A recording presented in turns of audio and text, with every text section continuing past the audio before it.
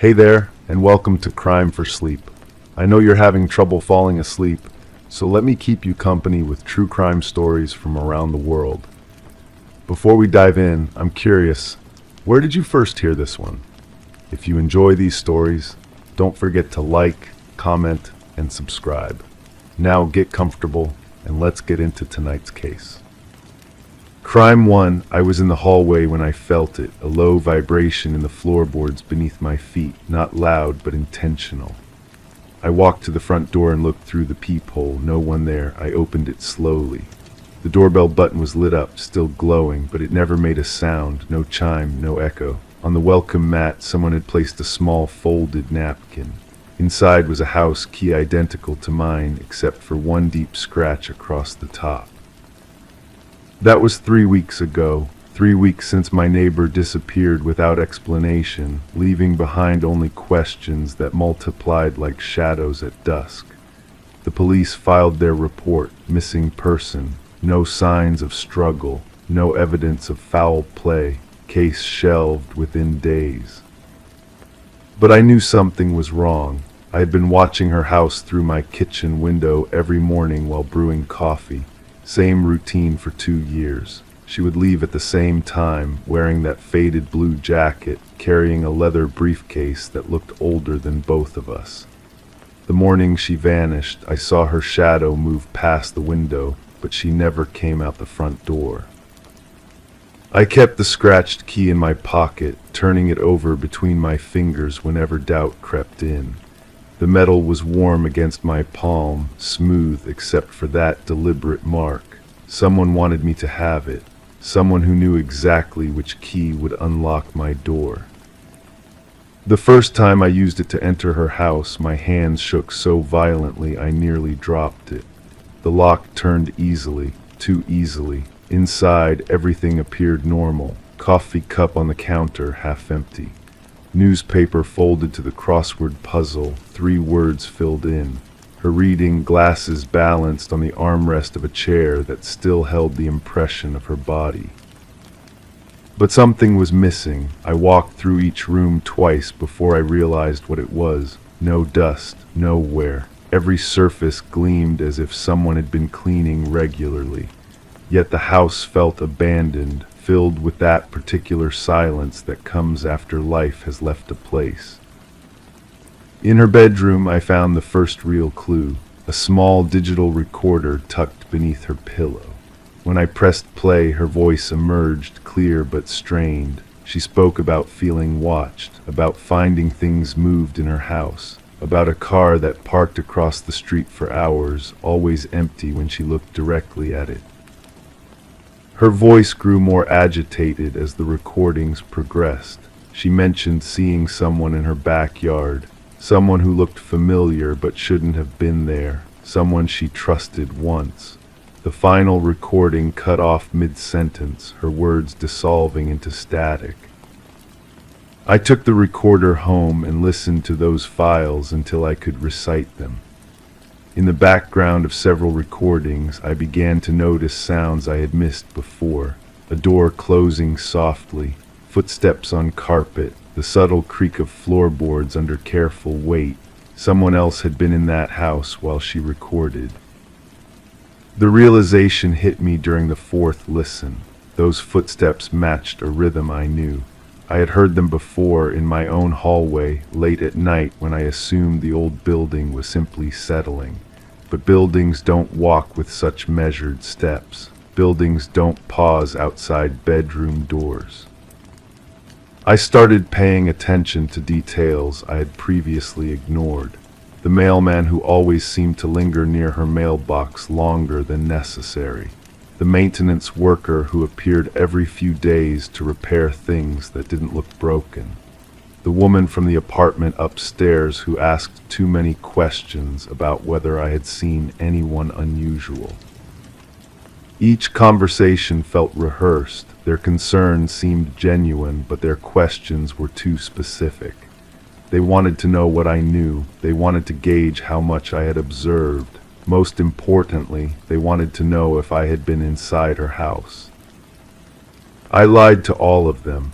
Instinct told me that admitting to having the key would be dangerous. Instead, I played the role of concerned neighbor, offering just enough information to seem helpful while revealing nothing substantial. But someone knew I was lying. Someone knew about the key.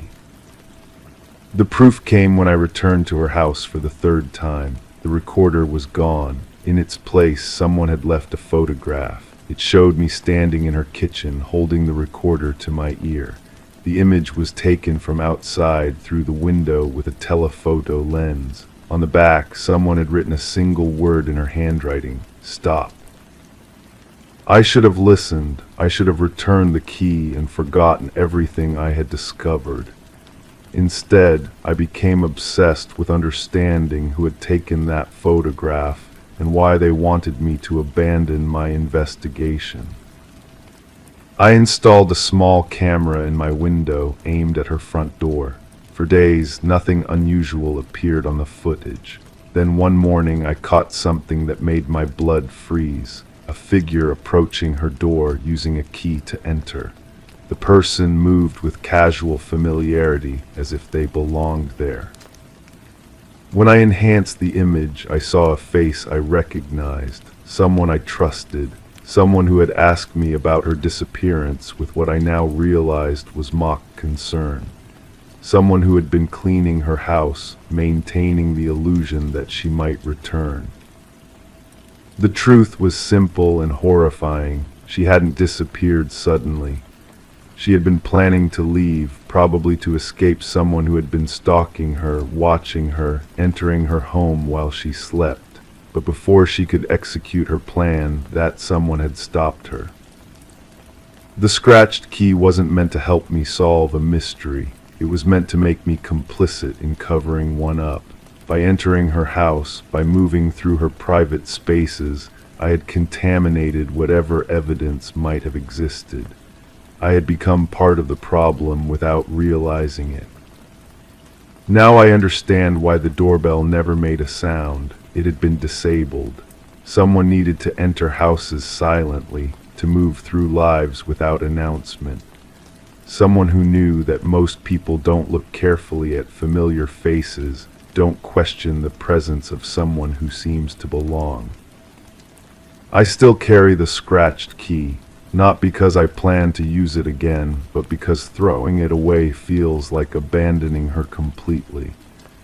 Sometimes I catch myself looking through my kitchen window, expecting to see her blue jacket, her measured walk to the street. Instead, I see other neighbors going about their routines. I see the mailman, the maintenance worker, the woman from upstairs. I see all the people who ask me questions about her disappearance, and I wonder how many of them are still watching, how many of them know exactly what happened to her. The police file remains closed, the case stays shelved, but every morning when I look through that window, I remember her voice on those recordings. I remember her fear, and I know that somewhere, someone is still cleaning houses that should be gathering dust. Someone is still disabling doorbells and leaving keys for the next concerned neighbor to find. The truth doesn't always set you free. Sometimes it just makes you another witness to silence. Crime 2, I was trying to measure the guest room when I noticed the wall felt off. The tape said 10 feet, but I knew it should have been 12. I tapped the wall, hollow. I knocked around the corner, solid. That space shouldn't exist. I dragged a chair over, stood on it, and peeled the wallpaper back. Behind it, faint outlines of a sealed door, no handle, no hinges, just lines carved into plaster. And in one corner, a smear of something dark, dried, shaped like a fingerprint. The house had been my aunt's. She left it to me after passing quietly in her sleep, or so everyone said. I'd spent summers here as a child, running through these same rooms, but I never noticed anything strange about the guest room wall. Maybe children don't pay attention to architecture. Maybe adults don't either, until they're forced to. I pressed my ear against the hollow space.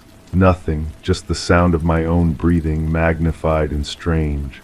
The smell hit me then, not decay, not rot, but something metallic and stale, like old coins left in a closed drawer.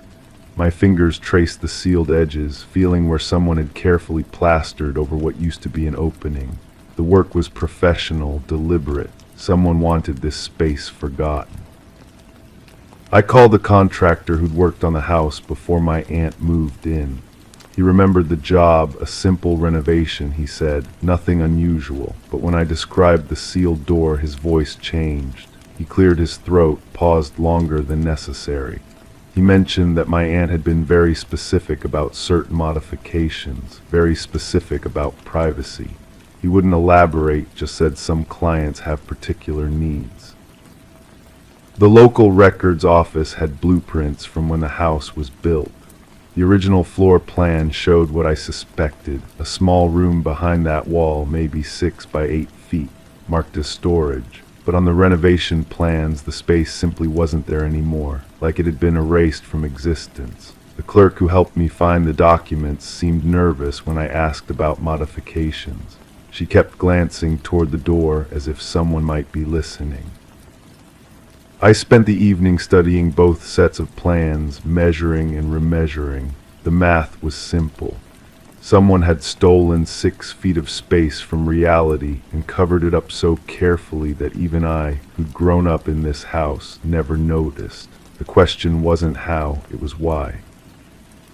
My aunt had been a quiet woman, the kind who kept her curtains drawn and her conversations short. Neighbors described her as polite but distant. She worked from home, something to do with bookkeeping, though no one could say exactly for whom. She ordered groceries online, rarely entertained visitors, and when she did speak to people, it was always pleasant and forgettable. But there were things I remembered from childhood visits that seemed different now. How she always insisted I sleep in the front bedroom, never the guest room. How she'd get nervous when I played too close to that particular wall. How she'd distract me with snacks or television whenever I got curious about the house's layout. I thought she was just being protective. Now I wondered if she was being protective of something else. I found her personal effects in the attic.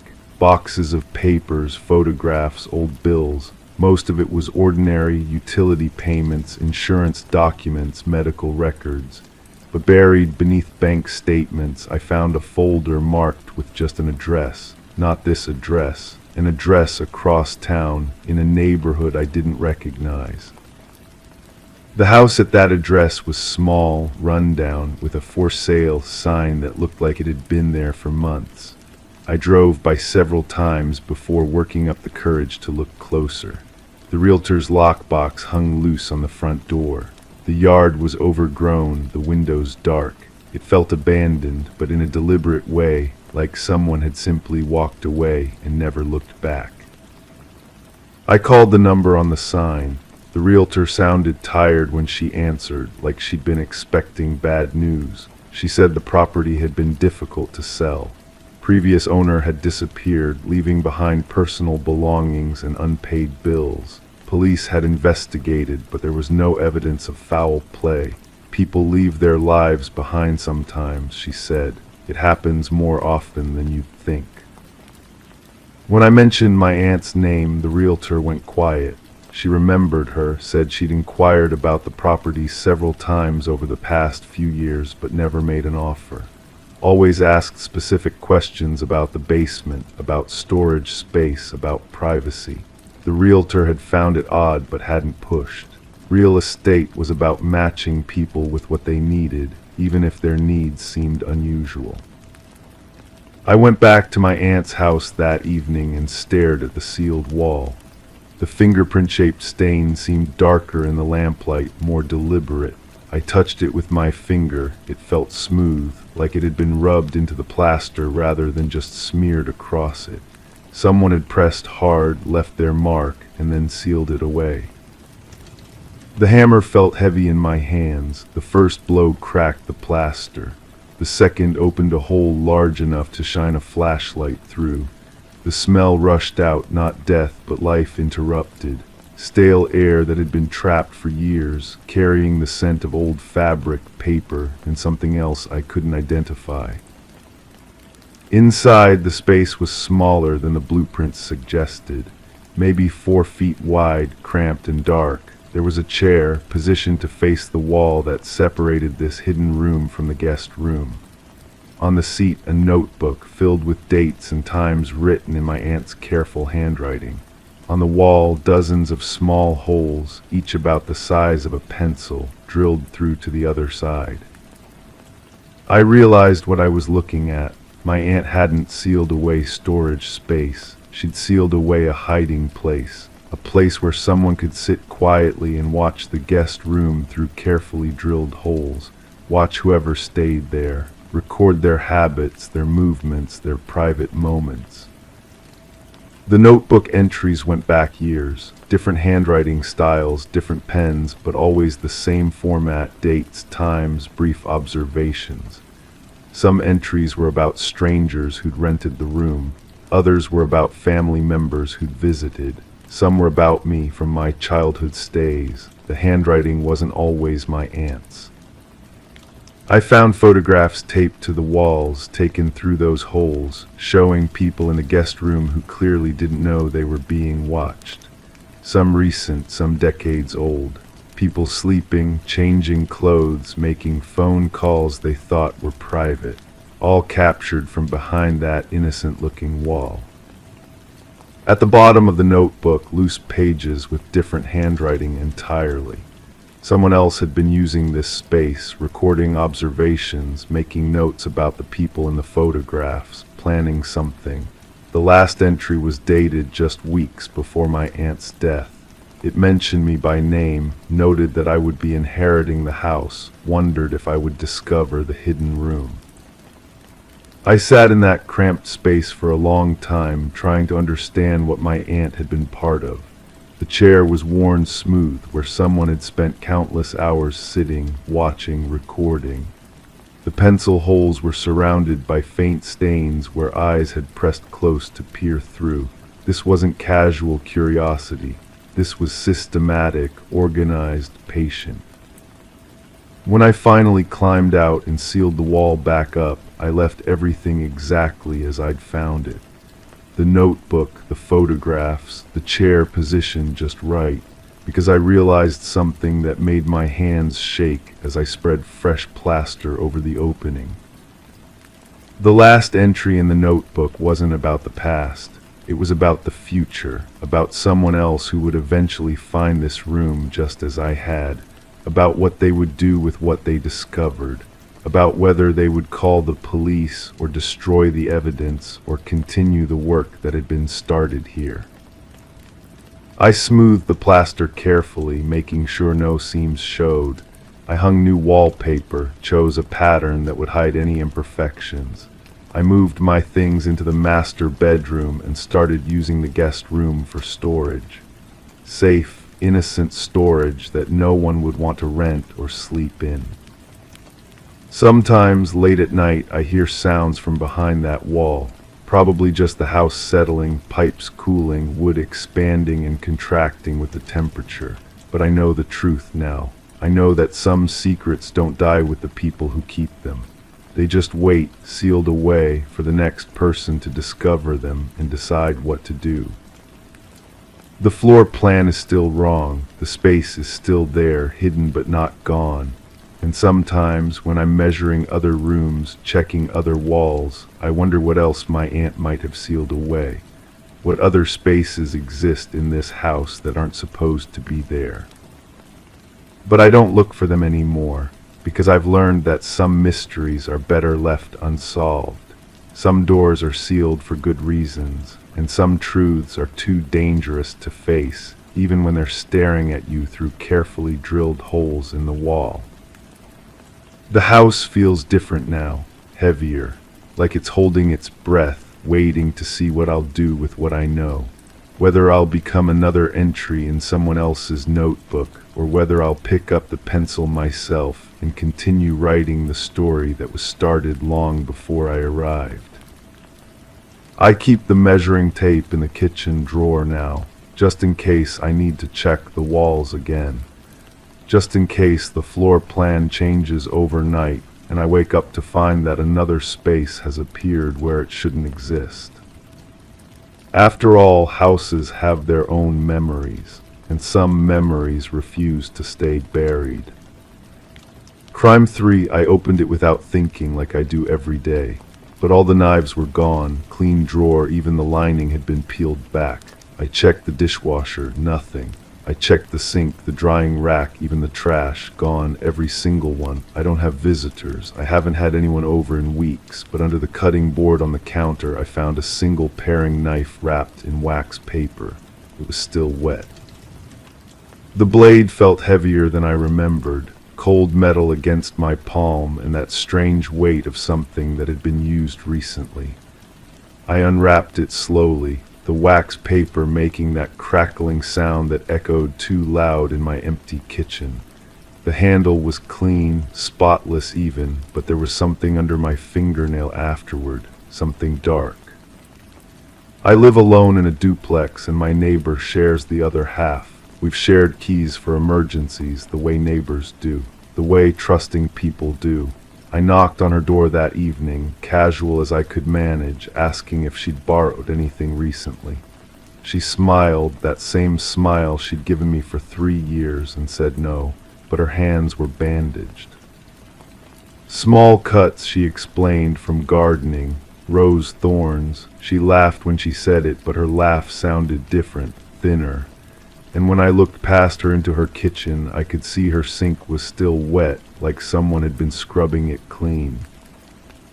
I started paying attention to things I'd never noticed before. The way she left for work each day at the same time I did, but came home much later. The way she'd started keeping her curtains drawn tight. The smell that drifted from her side of the building on certain days, metallic and sharp, like old pennies left in water. The police report was filed 3 towns over, a missing person case that had gone cold. Young woman disappeared from her apartment with no signs of struggle, no forced entry, nothing missing except her. The photograph in the newspaper showed someone with the same dark hair as my neighbor, the same delicate hands, but the name was different, and the article mentioned a distinctive scar on the victim's forearm, a crescent shape from a childhood accident. I'd seen that scar before. It was on my neighbor's arm, usually hidden under long sleeves, but visible that day she was hanging laundry in the shared backyard. I remembered because I'd wondered about it then, the way you wonder about stranger stories. Now it felt like swallowing glass. The missing woman had a sister who'd been calling the police weekly, demanding updates. I found her number in the online forums where families of the missing gather to share information and keep hope alive. When I called, she told me things that made my hands shake. How her sister had been careful, cautious, never left doors unlocked. How she'd mentioned feeling watched in the weeks before she vanished. How she'd started keeping a knife under her pillow. A paring knife. I hung up and walked to my kitchen window. My neighbor was in her backyard digging. The soil looked rich and dark, freshly turned. She worked methodically, the way someone works when they've done something before. When she noticed me watching, she waved. That same friendly wave she'd given me countless times. But this time I could see the dirt under her fingernails from here. The next day I found a note slipped under my door. Just a few words in handwriting I recognized from the packages she'd signed for when I wasn't home. Thank you for being such a good neighbor. Some secrets are worth keeping. I never called the police. I never made that report. Instead, I bought new knives and installed better locks. I stopped making eye contact when we passed in the driveway. I learned to sleep with sounds I'd never noticed before, footsteps in the shared wall between our homes, muffled sounds that could be anything. The missing person case remains unsolved. The sister still calls the police, still posts in those online forums. Sometimes I read her updates, her desperate pleas for information, her theories about what might have happened. She's offering a reward now, substantial money for any information leading to answers. My neighbor still smiles when she sees me, still waves from her garden where nothing seems to grow despite all her digging, still keeps her curtains drawn tight, and sometimes, late at night, I smell that metallic scent drifting through the thin walls between us. I keep my new knives locked in a box now, all of them accounted for, counted twice each night before I sleep. But I still wonder about that single blade I found, wrapped so carefully in wax paper. Still wonder whose hands had held it last, what it had been used for in those missing hours. And I wonder if my neighbor knows that I know, if that's why she left that note, if that's why she still smiles at me with those dark eyes that seem to hold secrets deeper than the holes she digs in her backyard.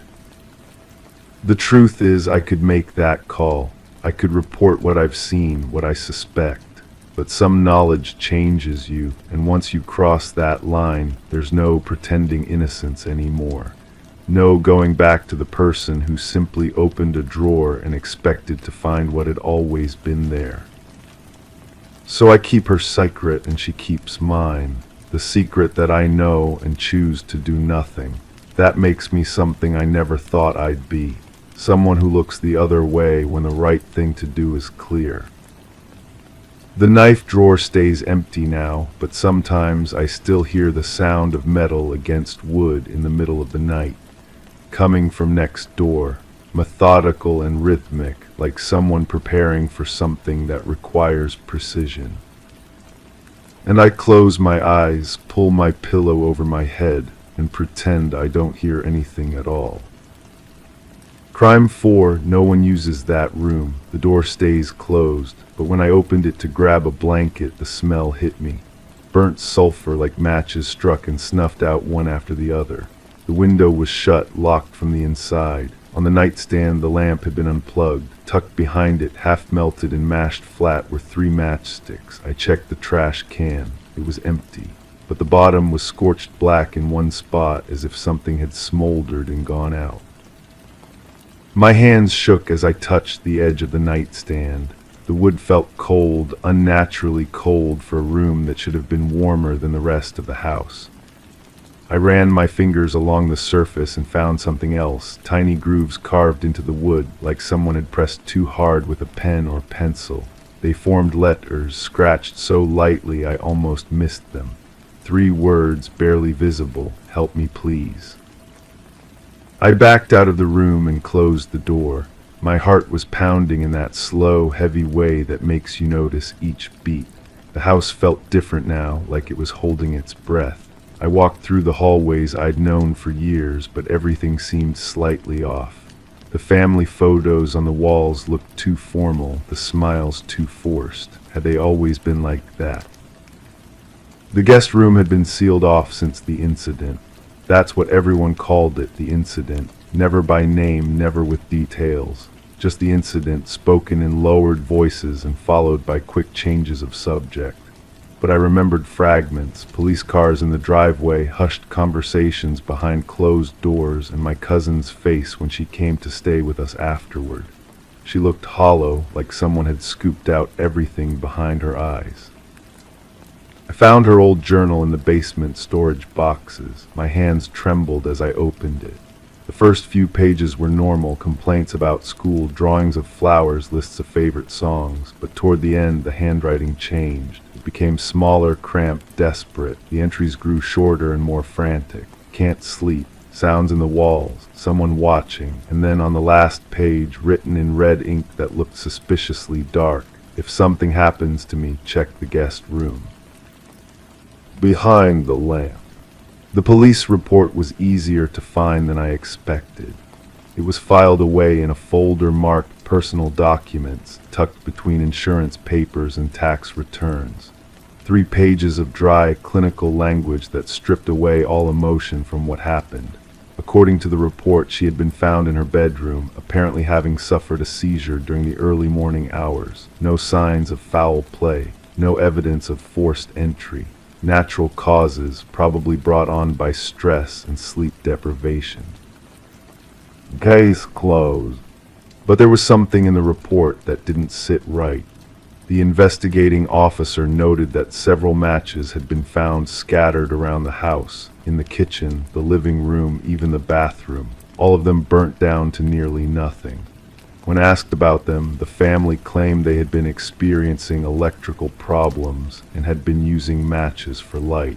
The officer accepted this explanation without further investigation. I called the detective who had handled the case. He was retired now, living across the country, but he remembered the incident clearly. His voice grew quiet when I mentioned my cousin's name. Strange case, he said. Everything looked normal on the surface, but there were details that bothered me. The family was too calm, too prepared with answers, and the girl's room, it was spotless, not like a teenager's room at all, like someone had cleaned it thoroughly before we arrived. He paused, and I could hear him breathing on the other end of the line. There was something else. We found scratches on the inside of her bedroom door near the handle, like fingernail marks. When I asked about them, her father said she had a habit of picking at things when she was nervous. But those scratches were deep, desperate, like someone trying to claw their way out. After the call, I sat in my car outside the house for a long time. The guest room window faced the driveway, and I found myself staring at it. The curtains were drawn, but I could swear I saw them move slightly, as if someone had brushed against them from inside. The rational part of my mind knew it was probably just the air conditioning, but the rational part of my mind felt very small right then. I went back inside and stood outside the guest room door. I pressed my ear against it and listened. Nothing at first, then, so faint I might have imagined it, I heard something like scratching, like fingernails against wood. I turned the handle slowly and pushed the door open. The smell was stronger now, not just matches, but something else underneath, something sweet and sickly that made my stomach turn. The scratches on the nightstand seemed deeper than before, more urgent. I knelt down and looked behind the lamp more carefully. There, wedged between the nightstand and the wall, was a small recording device, the kind you might use for lectures or meetings. My finger hovered over the play button for what felt like forever. The recording was mostly static at first, then I heard her voice whisper quiet and terrified. Day 12, they think I'm sleeping, but I can't sleep, not with the sounds, not with him coming in at night. There was a long pause filled with the sound of her breathing. He says if I tell anyone, he'll hurt the family. He says no one will believe me anyway. He brings matches, burns them one by one while he watches me. Says it's to help me stay awake, to pay attention. The recording cut off abruptly. I sat on the floor of that cold room, holding the device in my shaking hands. The official report suddenly made perfect sense. The scattered matches throughout the house, the too clean bedroom, the family's rehearsed answers, the scratches on her door. I thought about the detective's words. The family was too calm, too prepared. I thought about my cousin's hollow eyes, about the way conversations stopped when she entered a room. I thought about how quickly the case had been closed, how eager everyone had been to call it natural causes and move on. The worst part wasn't wondering who had done it. The worst part was wondering how many people had known and done nothing, how many had seen the signs and chosen to look the other way, how many had participated in the cover-up that followed. I put the recording device back where I found it. Some truths are too dangerous to expose, especially when they implicate people who are still alive, still in positions to hurt others. I closed the guest room door and walked away. But I didn't seal it off again. Some doors shouldn't be locked. The smell of matches follows me now. I catch it sometimes in unexpected places, the grocery store, the office, my own bedroom late at night. It's a reminder that some crimes never see justice, that some victims never get their stories told. It's a reminder that evil doesn't always look like what we expect. Sometimes it looks like family. Sometimes it looks like protection. Sometimes it looks like love. And sometimes when I'm feeling particularly brave or particularly foolish, I go back to that guest room and listen. Because even though she's gone, even though her voice was silenced, she's still trying to tell someone what happened. She's still scratching messages into the wood, still burning through matches one by one, still whispering her truth into a device that no one was ever supposed to find. The case remains officially closed. Natural causes, no foul play suspected. But I know better now. We all know better. We just choose not to see. Crime 5, I was hanging a picture above the couch and the nail slid in too easily, like the wall was hollow. I knocked, expecting a stud. Instead, I heard it, a faint knockback, just once. I froze, pressed my ear against the drywall. Nothing. I cut a small hole behind the frame. Inside wasn't insulation, it was empty space. Dark, dry, silent, except for a crumpled receipt on the floor of the cavity, dated in a format I didn't recognize. The receipt was warm to the touch, despite being buried in a wall that hadn't been opened in years. The ink was fresh, bleeding slightly when I unfolded it. A grocery store purchase, milk, bread, cigarettes. The signature at the bottom was illegible, but something about the handwriting made my chest tighten. I'd seen those loops before, those careful curves that tried too hard to look casual. I called the previous tenant, the woman who'd lived here before me. She answered on the first ring like she'd been waiting. Her voice was different than I remembered from our brief meeting during the lease transfer. Smaller, more careful. "You found something," she said before I could explain why I was calling. The silence stretched between us. I could hear her breathing, shallow and quick. In the background, a television played softly, some crime show where detectives pieced together evidence with confident certainty. Real life, I was learning, offered no such clarity. "The wall," I managed. "I know about the wall." She agreed to meet me, but not at the apartment. "A coffee shop downtown," she said, "somewhere public." When she arrived, I barely recognized her. The confident woman who'd shown me around the place had been replaced by someone who kept checking the windows, whose hands shook as she stirred sugar into coffee she never drank. "He used to live next door," she began, not meeting my eyes. "Quiet man, worked nights, slept during the day. We shared that wall." The smell of her perfume was overwhelming, too sweet, like she was trying to mask something else.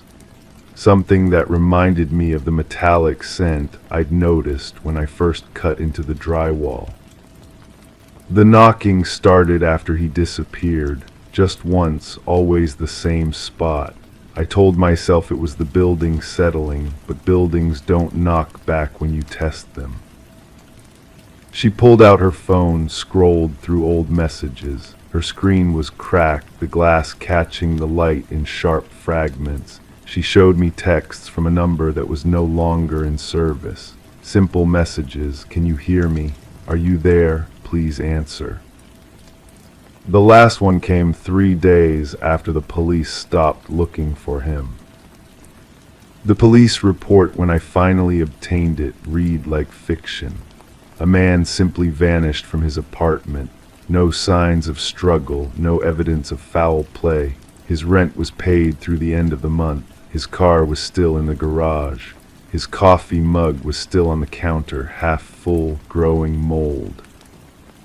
But the report missed things. It didn't mention the scratches I'd found inside the wall cavity, deep gouges in the wood that looked like fingernails had made them.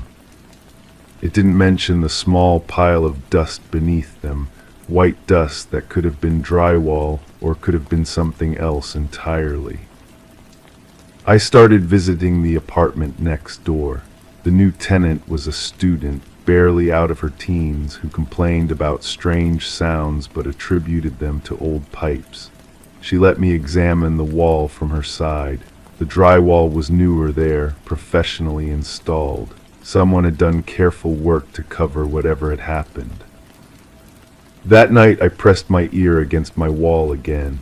The knocking came at irregular intervals now, sometimes soft, sometimes urgent.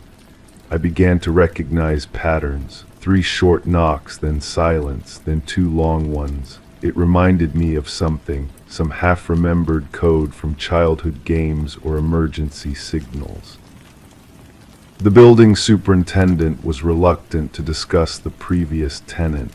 He'd worked here for decades, seen people come and go, but something about this case made him nervous. He kept mentioning how quiet the man had been, how he never caused problems, paid his rent on time. Perfect tenant, he called him. Too perfect, maybe. He asked about the walls once, the superintendent finally admitted. Wanted to know if they were soundproof. Said he was a light sleeper, didn't want to disturb anyone. The irony wasn't lost on me. Here I was, disturbed every night by sounds that might not even be real. I found the man's former workplace, a warehouse where he'd managed inventory. His supervisor remembered him as methodical, careful with details, but there had been discrepancies in the records near the end. Small amounts of missing stock, nothing that would warrant investigation, but enough to raise questions. He was asking about the night security, the supervisor told me. Wanted to know who had access after hours, how the cameras worked. We thought he was just being thorough. The security footage from the warehouse was long gone, but the guard who'd worked those nights was still around. He painted a different picture of the missing man, someone who stayed late, who knew the building's blind spots, who seemed to be preparing for something. He gave me this, the guard said, producing a small notebook from his desk drawer. Said to hold on to it, that it was important, never said why. The notebook contained addresses, license plate numbers, schedules, a careful record of movements, patterns, routines. At the bottom of the last page, in that same careful handwriting I'd seen on the receipt, was my address, written months before I'd ever seen the apartment. The previous tenant agreed to meet me again, but this time she chose the location more carefully, a park bench where we could see anyone approaching. She looked worse than before, her skin pale and drawn. She'd been having dreams, she said, dreams where she could hear someone calling her name through the walls. "I need to tell you something about the receipt," she said, not looking at me. I wrote it. The confession came slowly, piece by piece. She'd been receiving money from the missing man, payments for information about other tenants' schedules, their habits, their vulnerabilities. Small amounts, nothing that seemed harmful at the time. Just details about when people came and went, who lived alone, who had valuables. He said it was for insurance purposes, background checks for the building management. I needed the money. But the payment stopped when he disappeared, and then came the discovery that changed everything. Cleaning out his apartment after the lease expired, she'd found the other notebooks, detailed surveillance records on dozens of people, photos taken through windows, personal information gathered from trash and mail, a systematic study of potential victims. The police never found those notebooks. I took them before they searched the place. She'd hidden the evidence in the wall cavity, thinking it would be safe there. But walls, as I'd learned, were not as solid as they seemed. The truth, when it finally emerged, was uglier than any mystery. The missing man hadn't been a victim. He'd been preparing to become something much worse. The notebook the security guard gave me contained the final piece, a detailed plan for a series of break-ins, carefully timed for when residents would be away. But something had gone wrong. Maybe he'd grown suspicious of his informant. Maybe he'd realized the police were getting too close. Or maybe he'd simply decided that disappearing was easier than facing what he'd become. The knocking stopped after I moved the notebooks to the police. But sometimes, in the quiet hours before dawn, I still press my ear to that wall. Not because I expect to hear anything, but because silence can be just as disturbing as sound. Because the real horror isn't in the noises we hear, but in the ones we choose not to report. The small compromises we make that lead to larger betrayals. The previous tenant moved away shortly after our last conversation. She left no forwarding address, no way to reach her. But sometimes I wonder if she found another apartment with thin walls, another desperate situation that required small favors for money. Because predators, I've learned, rarely work alone. They build networks of silence, communities of complicity. The wall is solid now, properly repaired with fresh insulation. But I've kept the receipt, that first piece of evidence that unraveled everything. It sits in my desk drawer, a reminder that the most disturbing mysteries aren't always about what happened, but about what we allowed to happen while we convinced ourselves we were just minding our own business. And sometimes, late at night, I still wonder where he went, whether he found another building with thin walls and desperate tenants, whether somewhere someone else is hanging a picture and discovering that the nail slides in too easily, that the wall sounds hollow when they knock. The truly unsettling truth about crime isn't that it happens in the darkness. It's that it happens in plain sight, with the quiet cooperation of people who tell themselves they're just trying to survive. Crime 6, I was cleaning the bathroom and noticed the water draining slower than usual. I reached under the sink to check the pipe, but found something strange, 2 outlets branching off the same drain. One was standard, the other smaller, older, leading somewhere behind the wall. I followed it as far as I could until it disappeared into concrete. When I returned, there were drops of water trailing from the smaller pipe. The main drain was dry. The house had been my grandmother's before she passed. I'd inherited it along with all her mysteries, her half-finished crossword puzzles still folded on the kitchen table, her reading glasses perched on books she'd never finish. But this pipe, this second drain, felt different, deliberate. I knelt on the cold tile floor, running my fingers along the junction where the pipe split. The metal was worn smooth in places, as if hands had touched it repeatedly over the decades. The smaller pipe had a slight bend to it, angled downward at a sharp degree that seemed engineered rather than accidental. When I pressed my ear against the wall, I could hear something, not water, something else, a faint scratching like fingernails against wood. The basement held answers I wasn't sure I wanted. The concrete walls were older than the house itself, foundation stones that predated the neighborhood by decades. I traced the pipe's path through the ceiling joists, following its route through a maze of electrical conduits and heating ducts. It terminated behind a panel of newer drywall, the kind of patch job someone does when they want to hide rather than repair. My flashlight beam caught something metallic behind the gap where the pipe entered the wall. I widened the opening with my fingers, feeling the drywall crumble away like stale bread.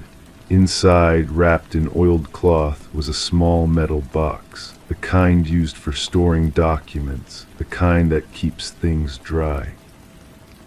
The papers inside were yellowed with age, but the handwriting was clear. Letters, dozens of them, all addressed to my grandmother, but the postmarks were wrong. They spanned 40 years, yet the addresses were all local. Same district, same postal code. As if someone had been writing to her from just down the street, decade after decade, never sending the letters through proper channels. The tone grew more urgent with each passing year.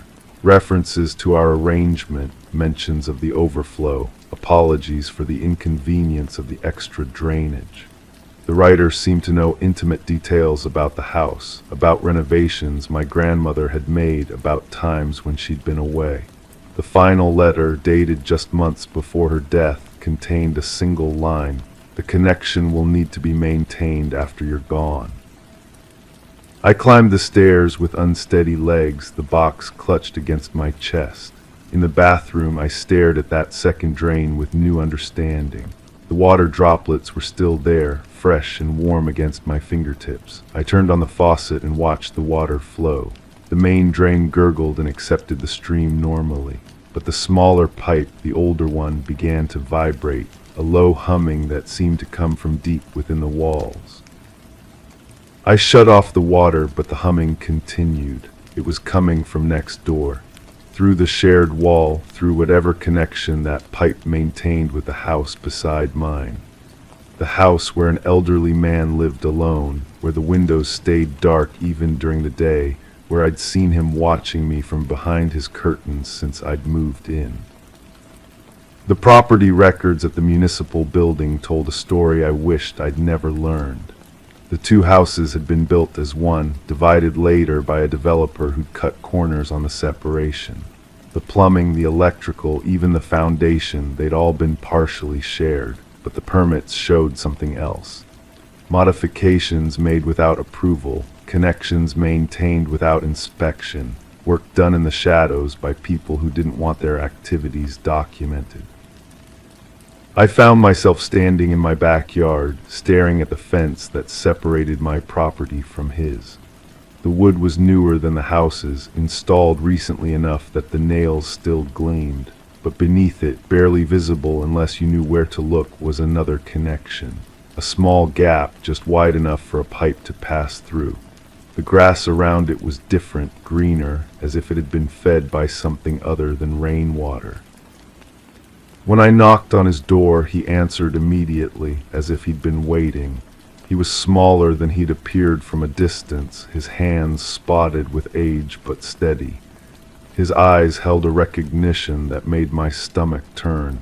He knew why I was there. "You found the letters," he said, not a question. I nodded, unable to speak. "She never told you about our understanding." The word understanding hung in the air between us like a confession. He stepped aside, inviting me in, but I remained on his doorstep. Through the open door I could see his bathroom, a mirror image of mine but reversed. The sink had modifications, additional fixtures I couldn't identify from my position. "The drainage was necessary," he continued, his voice soft but urgent. "The basement of this house floods without proper runoff. Your grandmother agreed to the connection decades ago. It was mutually beneficial." But the letters had told a different story. They'd spoken of overflow, of maintenance, of connections that needed to be sustained. They'd mentioned schedules, times when my grandmother would be away, opportunities for necessary access. I asked him about the letters, about the decades of correspondence that had never been mailed. His face changed then, the careful composure slipping away like a mask. He'd been writing to her, he explained, but delivering them by hand, slipping them under her door, leaving them in her mailbox, ensuring she understood the importance of maintaining their arrangement. "The pipes connected our houses," he said, "but they connected our lives as well." I left without another word, but the understanding followed me home.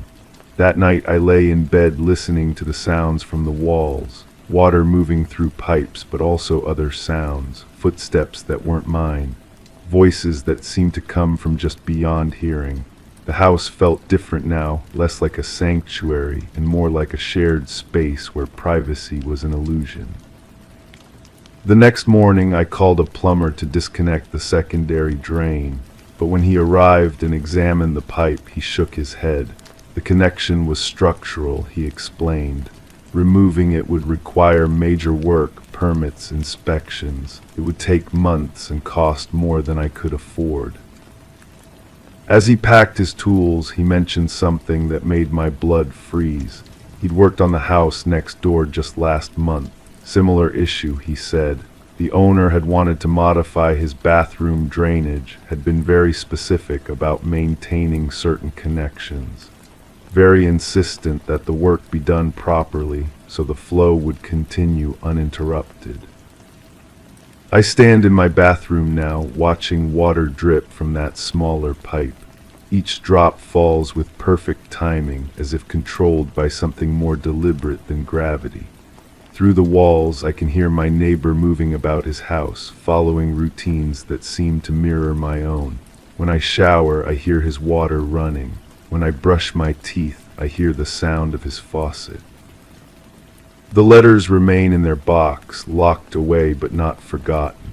The final one haunts me most, with its promise that the connection would be maintained. I wonder now if my grandmother's death was as natural as it seemed, or if it was simply the end of one arrangement and the beginning of another. The drops continue to fall, and I've learned not to wipe them away.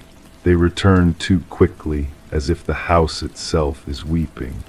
As if whatever flows through that second drain carries more than just water. Crime 7, I leave them by the door every night, same angle, same pair. But that morning the souls were facing the wrong way, heels to the wall, toes pointed into the room. Like someone had stepped out of them while walking in. I checked the floor, no dirt, no footprints. But inside the left shoe was a dried leaf, curled and brittle, coated in something white. I don't own trees like that. I've never seen leaves like that in this area. The apartment felt different, not violated exactly, but rearranged. The couch cushions pressed down in places I hadn't sat. The kitchen faucet dripping at a rhythm I didn't recognize. I touched the handle, still warm. My coffee mug sat on the counter, but I remembered washing it the night before. Inside, a ring of residue marked where liquid had dried, not coffee, something darker. I work insurance claims. People lie to me professionally, so I notice inconsistencies, but this felt personal, intimate almost, like someone had studied my routines and then deliberately disrupted them. The first call came while I was examining the leaf. Female voice, older, speaking just above a whisper. She asked if I'd found what she left. When I demanded who she was, she hung up.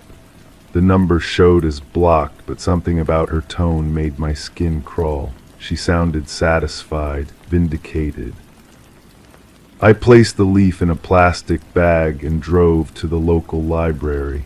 The botanical section helped me identify it, a specimen from a tree that doesn't grow naturally here. The white coating tested positive for calcium carbonate when I scraped some onto pH paper, chalk dust, or crushed bone. That afternoon, I returned to find my front door unlocked. I never leave it unlocked. Inside, every book on my shelf had been pulled forward exactly 2 inches. Each one precise, deliberate. On my desk sat a manila envelope I'd never seen before. Inside were photographs, black and white, professional quality. They showed a woman I didn't recognize, maybe 40 years old, standing in what looked like a courthouse hallway. Her face was circled in red ink. Below the photos, handwritten notes in careful block letters. She knew what happened. She knew, and she said nothing. The woman looked familiar in that unsettling way where recognition hovers just beyond reach. I studied her features, sharp cheekbones, tired eyes, a scar running along her left temple. Someone had written a date on the back of each photo, but the ink was smeared beyond reading. I started carrying a small recorder with me. If someone was playing games, I wanted evidence. The second call came 3 days later, same voice, clearer this time. She said the woman in the photos was named after a flower. Said she lived 2 blocks from the courthouse where the pictures were taken. Said she worked nights at a medical facility and kept detailed records of everything she witnessed there. She documented things that were supposed to stay buried, the caller whispered, but she never turned them in, never spoke up, even when people started dying. The line went dead. I found myself driving past medical facilities, looking for parking lots where a woman with that particular walk might emerge after dark. On the 4th night I saw her, same face, same scar, but she moved differently than I expected, quick, nervous glances over her shoulder, keys already positioned between her fingers as she approached her car. I followed her home, a modest house with dead plants in the front yard and newspapers piling up on the porch. She lived alone but kept security lights burning all night.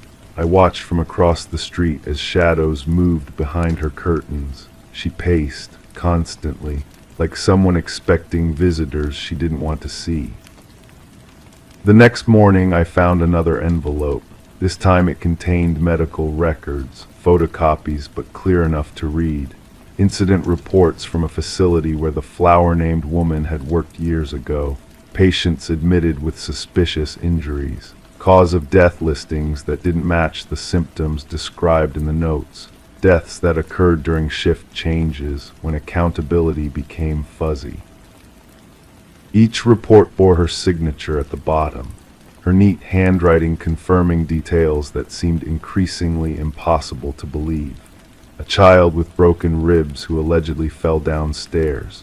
An elderly man with burns that were explained as accidental contact with hot water that wasn't hot enough to cause such damage.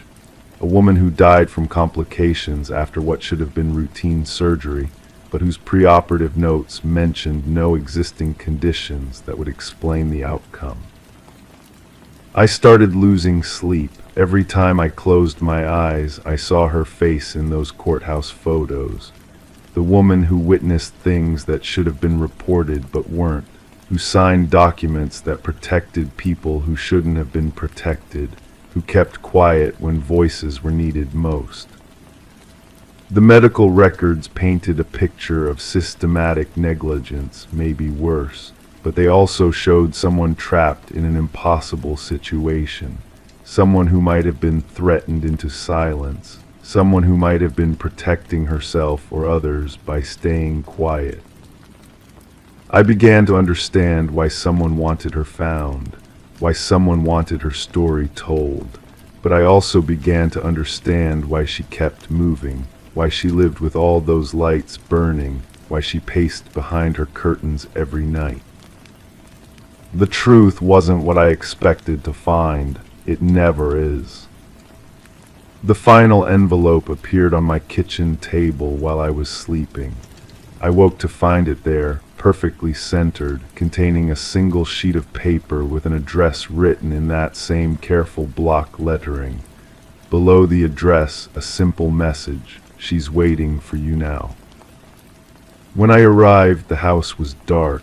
The front door stood slightly open. Inside, I found evidence of a life interrupted. Dinner half prepared on the stove, television still playing, reading glasses folded on an open book, but no sign of the woman herself. On her kitchen counter sat my coffee mug, the one that had appeared in my apartment with a strange residue. Next to it, a handwritten note in her careful script. I tried to tell someone, I tried for years, but no one wanted to listen. Maybe someone will listen to you.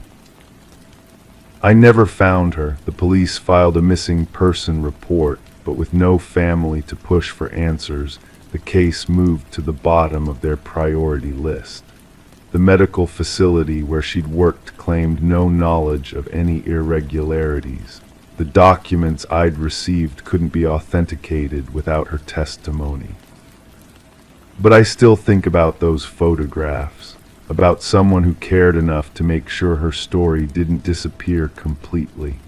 About the woman who left her door open for me, trusting that I would understand what she couldn't say while she was still alive to face the consequences. I keep the leaf in its plastic bag. Sometimes I take it out and hold it up to the light, studying the pattern of veins beneath that white coating. Evidence of something that doesn't belong here. Proof that someone crossed boundaries to make sure truth found its way to someone who might be brave enough to speak it. The shoes by my door face the right direction now, but I still check them every morning, wondering if someone else needs to tell me something I'm not ready to hear. Crime 8, the envelope arrived on a Tuesday. I remember because Tuesday was trash day and I almost threw it away with the junk mail. no return address, my name written in careful block letters like someone had taken their time. The paper felt expensive between my fingers, thick, cream-colored, old-fashioned. I set it on the kitchen counter and forgot about it. 3 days later, I found myself staring at it while my coffee grew cold. Something about the way it sat there bothered me. Not just the mystery of who sent it, but the weight of it, too heavy for a single sheet, too light for anything substantial. I picked it up again and held it to the window. The outline of something rectangular showed through the paper. A photograph. I should have opened it then. Instead, I tucked it into the drawer with the utility bills and takeout menus. Out of sight, but not out of mind. The call came 2 weeks later. A woman's voice, professional but strained. She said she was calling about my neighbor across the hall. The one with the garden boxes on her fire escape. The one who always smiled when we passed in the lobby but never spoke. They found her that morning. The woman on the phone asked if I'd noticed anything unusual recently. Any visitors, any sounds. I said no, which was true. But as I hung up, I thought about the envelope, still unopened, still waiting. I retrieved it from the drawer and placed it on the table. My hands shook as I tore along the edge. Inside, a single Polaroid photograph, slightly faded like it had been taken years ago. It showed my neighbor's apartment door, but from an angle I'd never seen, too high up. Too far to the left. Someone had been watching from my apartment. I flipped the photograph over, a date written in the same careful block letters, 3 months ago, before I'd ever received the envelope, before I'd even known my neighbor's name. The apartment felt different now, smaller, like the walls had moved closer while I wasn't paying attention. I walked through each room, checking locks, examining windows. Everything seemed normal until I reached the bedroom. The carpet near the closet showed the faint impression of furniture that hadn't been there in years. A chair, maybe, or a small table, the kind someone might use to reach something high. I knelt down and pressed my palm against the indentation. The fibers were compressed but not dusty, recent. I called the building manager, a gruff man who complained about everything but fixed nothing. He said he'd never given anyone access to my apartment, no maintenance requests, no inspections. His voice carried the irritation of someone interrupted during their favorite television show. But he paused when I mentioned the photograph. He said my neighbor had called him once a few weeks before she died. Something about noise coming from my apartment during the day, footsteps, furniture being moved. She was certain someone was inside when I wasn't home. He dismissed it. Old buildings make sounds, pipes settle, floorboards creak. Now he wasn't so sure. I spent that night in a hotel, clean sheets and manufactured silence, but I couldn't stop thinking about the photograph. Who had taken it? How had they gotten into my apartment? And why send it to me now? The next morning I returned with a locksmith. We changed every lock, installed a deadbolt, added a chain. The man worked efficiently, commenting on the quality of the existing hardware. Professional grade, he said, better than most apartments, like someone had upgraded the security recently. But I'd never requested any upgrades. After he left, I searched every inch of the apartment. Behind picture frames, under furniture, inside air vents, I found nothing obvious. No cameras, no recording devices, just the lingering feeling that I wasn't alone. Then I discovered the journal. It was wedged behind the radiator in the living room, wrapped in plastic. Water damaged but readable. My neighbor's handwriting filled page after page, dates, times, observations. She'd been watching me. Not in a malicious way, more like someone trying to solve a puzzle. She wrote about my routines, when I left for work, when I returned, the groceries I bought, the visitors I had. But some of the entries made no sense. She described seeing me come home twice in the same afternoon, once through the front entrance, once through the service door in the basement. She wrote about conversations I'd apparently had on my phone, but I barely used it. Long calls with someone she couldn't identify, heated arguments that ended in what sounded like crying. I don't cry easily. The final entry was dated the day before she died. She'd seen someone in my apartment window, standing perfectly still, watching her apartment. She'd waved, thinking it was me. The figure had waved back. But I'd been at work all day. I called the detective handling her case, a tired-sounding man who spoke in careful sentences. He listened to my story without interruption. The envelope, the photograph, the journal. When I finished, he asked if I'd ever given anyone a key to my apartment. I hadn't. He asked if I'd ever noticed anything missing. Money, jewelry, personal documents. Nothing was missing. He asked if I'd considered the possibility that I might be losing time. Stress could cause memory gaps. People did things they didn't remember, especially after traumatic events. I hung up and stared at the photograph again. My neighbor's door, taken from my apartment, but the angle was wrong. I held it up and tried to match the perspective. Too high, too far to the right. Unless someone had been standing in the spot where my bookshelf used to be. I'd moved that bookshelf 6 months ago, donated it to charity, but in the photograph I could see its shadow on the wall, faint but unmistakable. The envelope had been mailed before I'd moved the furniture. I'm writing this now because I don't know what else to do. The locks have been changed. The apartment has been searched. The police have my statement, but questions remain. Who took the photograph? Who sent the envelope? Why did my neighbor die the day after she saw someone in my window? And why do I keep finding evidence of a life I don't remember living? This morning I found another envelope, same paper, same careful handwriting. It's sitting on my kitchen counter now, unopened, waiting.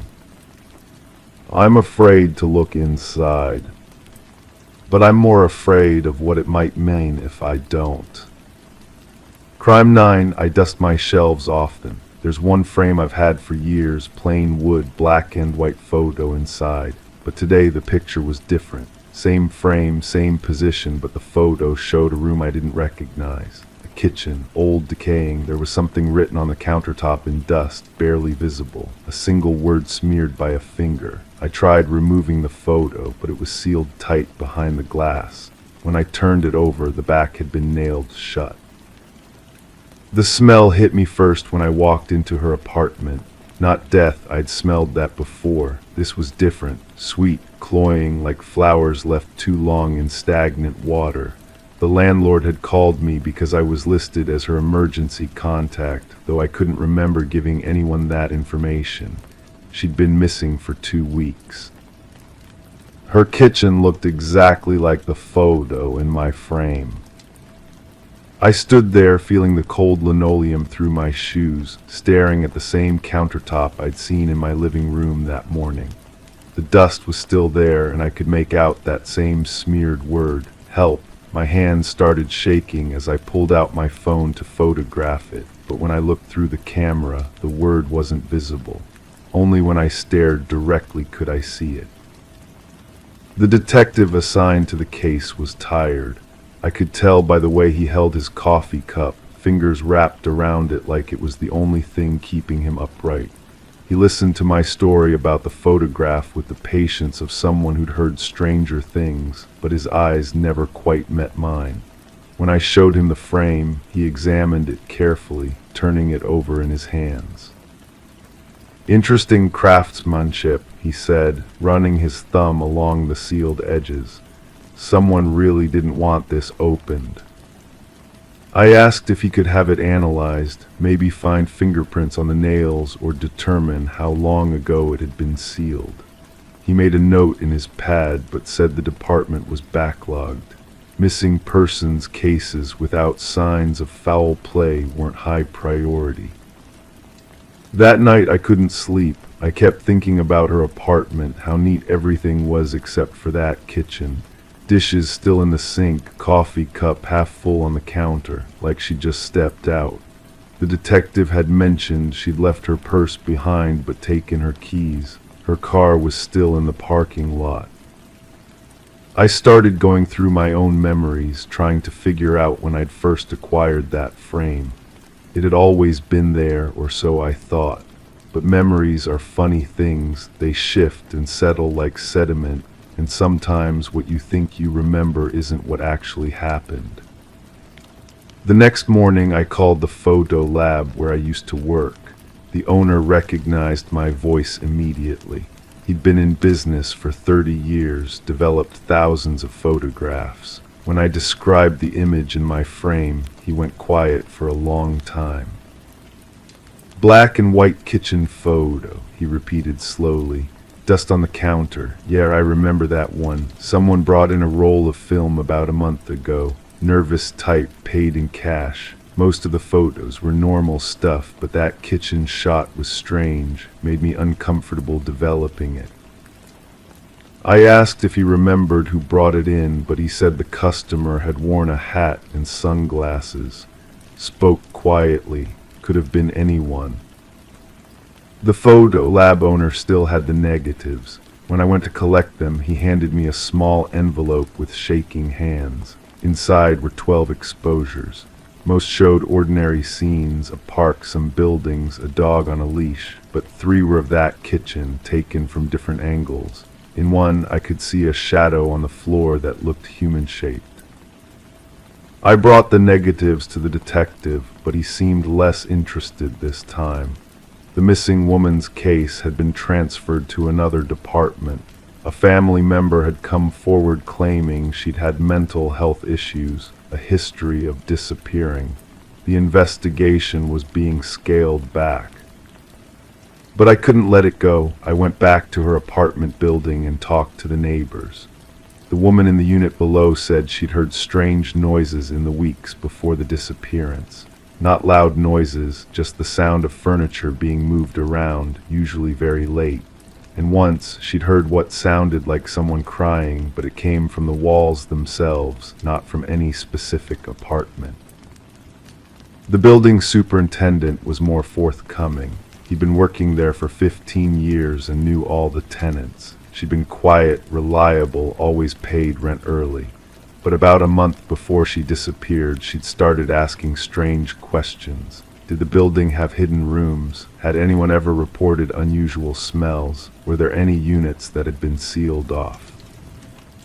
I asked to see the building's layout plans. In the basement storage room, he pulled out old blueprints. The building had been renovated several times over the decades. What caught my attention was a small space behind her kitchen wall, an area that had been walled up during a renovation in the 1980s. According to the plans, it had once been a pantry. The superintendent agreed to let me examine the wall. We used a stud finder to locate the hollow space. It was definitely there, about 4 feet wide and 6 feet deep. When I knocked on the wall, the sound was different, emptier. There was a faint smell coming from somewhere, the same sweet, decaying odor I'd noticed in her apartment. Getting permission to open the wall required paperwork, city permits, approval from the building owner. The process took weeks. During that time, I found myself obsessing over the photograph in my frame. I'd stare at it for hours, studying every detail. The dust pattern on the counter seemed to shift slightly each time I looked, as if someone had disturbed it. One evening I noticed something new in the photo. There was a piece of paper visible under the sink, just a corner sticking out. I'd never seen it before, but there it was, clear as anything. I tried to make out what was written on it, but the resolution wasn't high enough. When the demolition crew finally opened the wall, they found a small room that hadn't been touched in decades. Old shelves lined the walls, covered in dust and debris, but in the corner, wrapped in plastic sheeting, was a collection of items that made my stomach turn. Photographs, dozens of them, all black and white, all of kitchens. The detective was suddenly very interested again. Each photograph showed a different kitchen, but they all had the same element, words written in dust on the counters. Help appeared in several of them. Others said trapped or find me. Some had shadows that looked deliberately positioned, like someone had been standing just out of frame. But what disturbed me most was what we found underneath the photographs. A notebook filled with addresses and dates going back 20 years. Her address was there, dated just 2 months ago, and at the bottom of the last page, in careful handwriting, was my address. The investigation expanded rapidly after that.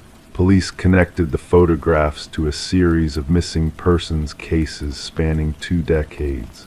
Always women, always living alone, always reported missing by someone who claimed to be an emergency contact but couldn't explain how they'd gotten that role. I was questioned extensively. They wanted to know about my connection to the missing woman, about the photograph in my frame, about how I'd known to look behind the wall. I told them everything I could remember, but memories are unreliable things. The more they pressed, the less certain I became about my own timeline.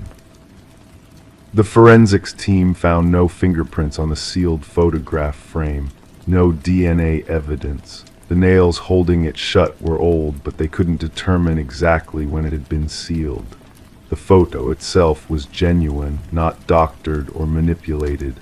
Someone had actually been in that kitchen, had actually photographed that word written in dust. They never found her body. The other missing women from the notebook were never found either. The case remains open, but without physical evidence linking the photographs to actual crimes, there's little the police can do. The district attorney's office declined to file charges against anyone. I still have the frame. The detective said I could keep it since it wasn't technically evidence of a crime. The photograph inside has changed again.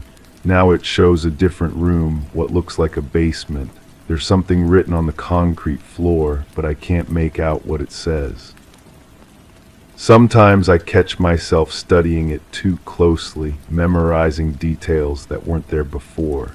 And sometimes, late at night, I wonder if I'm the one taking these photographs, if I'm the one sealing them in frames and placing them in strangers' homes, if I'm the reason those women disappeared.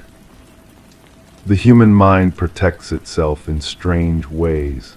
It creates gaps where the truth is too terrible to acknowledge. It builds walls around memories that might destroy us if we examine them too closely. I dust my shelves often now, more often than I used to, and every time I do, I check that frame carefully, looking for changes. Because deep down, I know that when the photograph changes again, when it shows me a new room with new words written in dust, I'll have to decide whether to investigate or to simply pretend I never noticed.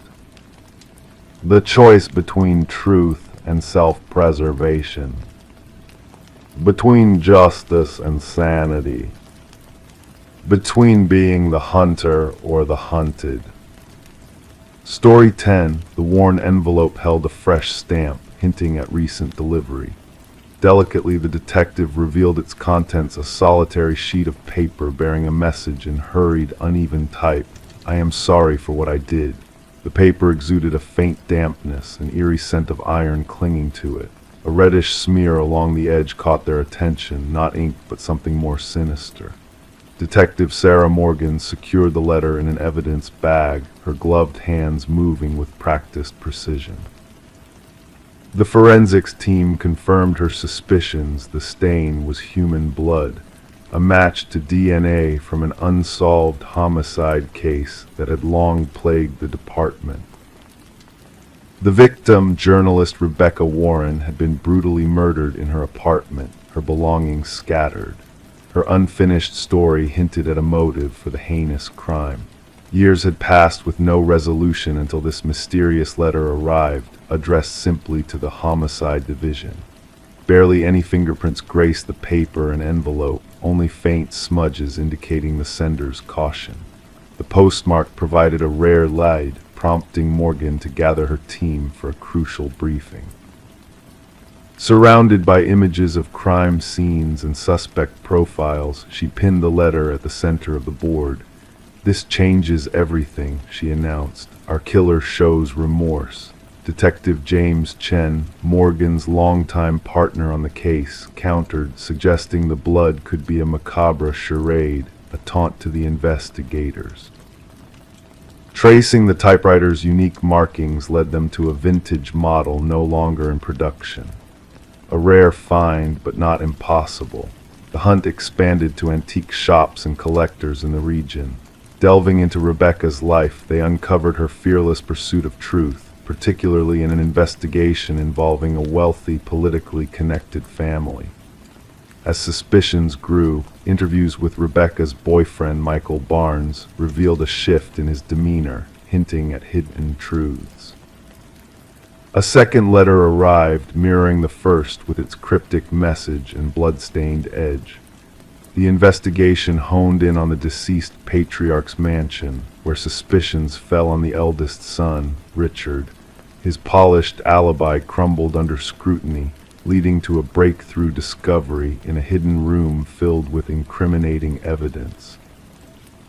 The link between Richard and Michael emerged through financial transactions and covert recordings, exposing a sinister plot to silence Rebecca permanently. Arrests were made, a trial ensued, and justice prevailed. The weight of guilt, captured in those blood-stained letters, served as a haunting reminder that no crime goes unpunished. As Rebecca's story unfolded, it became a lesson in detective work, a testament to the power of old-fashioned clues and the unrelenting pursuit of justice. The case of Rebecca Warren stood as a beacon in training new investigators, illustrating that even the most meticulously planned crimes can unravel under the weight of conscience and the enduring echoes of remorse. Story 11: The Enigmatic Victorian House. She crossed the threshold, disturbing the thick layers of dust that danced lazily in the still air of the abandoned Victorian. The once grand house had stood empty for years, its faded walls bearing witness to the passage of time, its furniture draped in ghostly sheets. As she ventured further, each step felt like a journey into a suspended moment, frozen in a peculiar kind of silence. But amidst the eerie stillness, there was a peculiar anomaly that set this place apart from mere neglect. The doors. Every door she opened, every corridor she wandered down, always led her back to the same room, the parlor. It was as if the house itself conspired to keep her within its enigmatic confines, a maze of endless repetition. The only way out seemed to be the way she had come, yet when she turned to retrace her steps, the front door had vanished into thin air, leaving her stranded in this labyrinth of forgotten secrets. The discovery of Morgan Pierce's lifeless form had transformed the once quiet Victorian into a scene of intrigue and dread. Detective Sarah Lynn stood at the threshold, observing the shadowy figures of forensic technicians moving like phantoms through the dim interior. The house had garnered a reputation among the locals, a place where compasses spun without direction, where whispers of unseen watchers lingered in the air. But now its mysteries had taken a darker turn, shrouded in the veil of death. The initial examination suggests she passed roughly 3 days ago, murmured the medical examiner, his voice a mere whisper in the oppressive silence. Death by asphyxiation is the likely cause. Morgan had been discovered seated in an antique chair in the parlor, her posture serene, her hands folded with a tranquil grace. There were no signs of struggle, no marks of violence. The scene exuded a haunting calmness that unsettled even the most seasoned investigators. "Who found her?" Lind inquired, her gaze flickering over her notes. "A real estate agent showing the property," her partner responded. "They mistook her for a trespasser until they drew closer." The Victorian had remained abandoned since the passing of its previous owner, Eleanor Blackwood, nearly 5 years prior. Legal disputes had left the house in a state of neglect, forgotten by all except those who sought thrills in its decaying halls. Morgan Pierce, a young graduate student with a penchant for exploring architectural oddities, had been drawn to the house in pursuit of her academic curiosity. Her roommate reported her missing 2 days before, Lind noted. Morgan mentioned something about visiting the House of Lost Souls for her research. Through the course of the investigation, it came to light that Morgan had frequented the house in the weeks leading up to her demise. Her journal entries spoke of strange echoes, inexplicable chills, and doors that defied logic by leading to different chambers each time they were opened. In her final entry, she alluded to bringing specialized equipment to capture what she cryptically referred to as spatial anomalies. Yet, this equipment remained conspicuously absent. The autopsy unveiled a puzzling detail: traces of a rare alkaloid in Morgan's system, a substance associated with shamanic rituals known to induce disorientation and vivid illusions, though not in lethal doses. She wasn't one to partake in recreational substances, her boyfriend asserted during questioning. Morgan was meticulous in her methods. She wouldn't jeopardize her work knowingly. Further scrutiny of Morgan's digital trail unveiled fragments of deleted messages on her phone, correspondence with an individual who shared her fascination with the enigmatic house, someone who claimed to hold the key to its mysteries. The exchanges grew increasingly intimate and enigmatic, hinting at a deeper connection to the secrets harbored within the Victorian's walls. The investigation eventually led Lind to Adam Reeves, an architectural historian whose expertise in rare spatial phenomena had drawn Morgan's attention.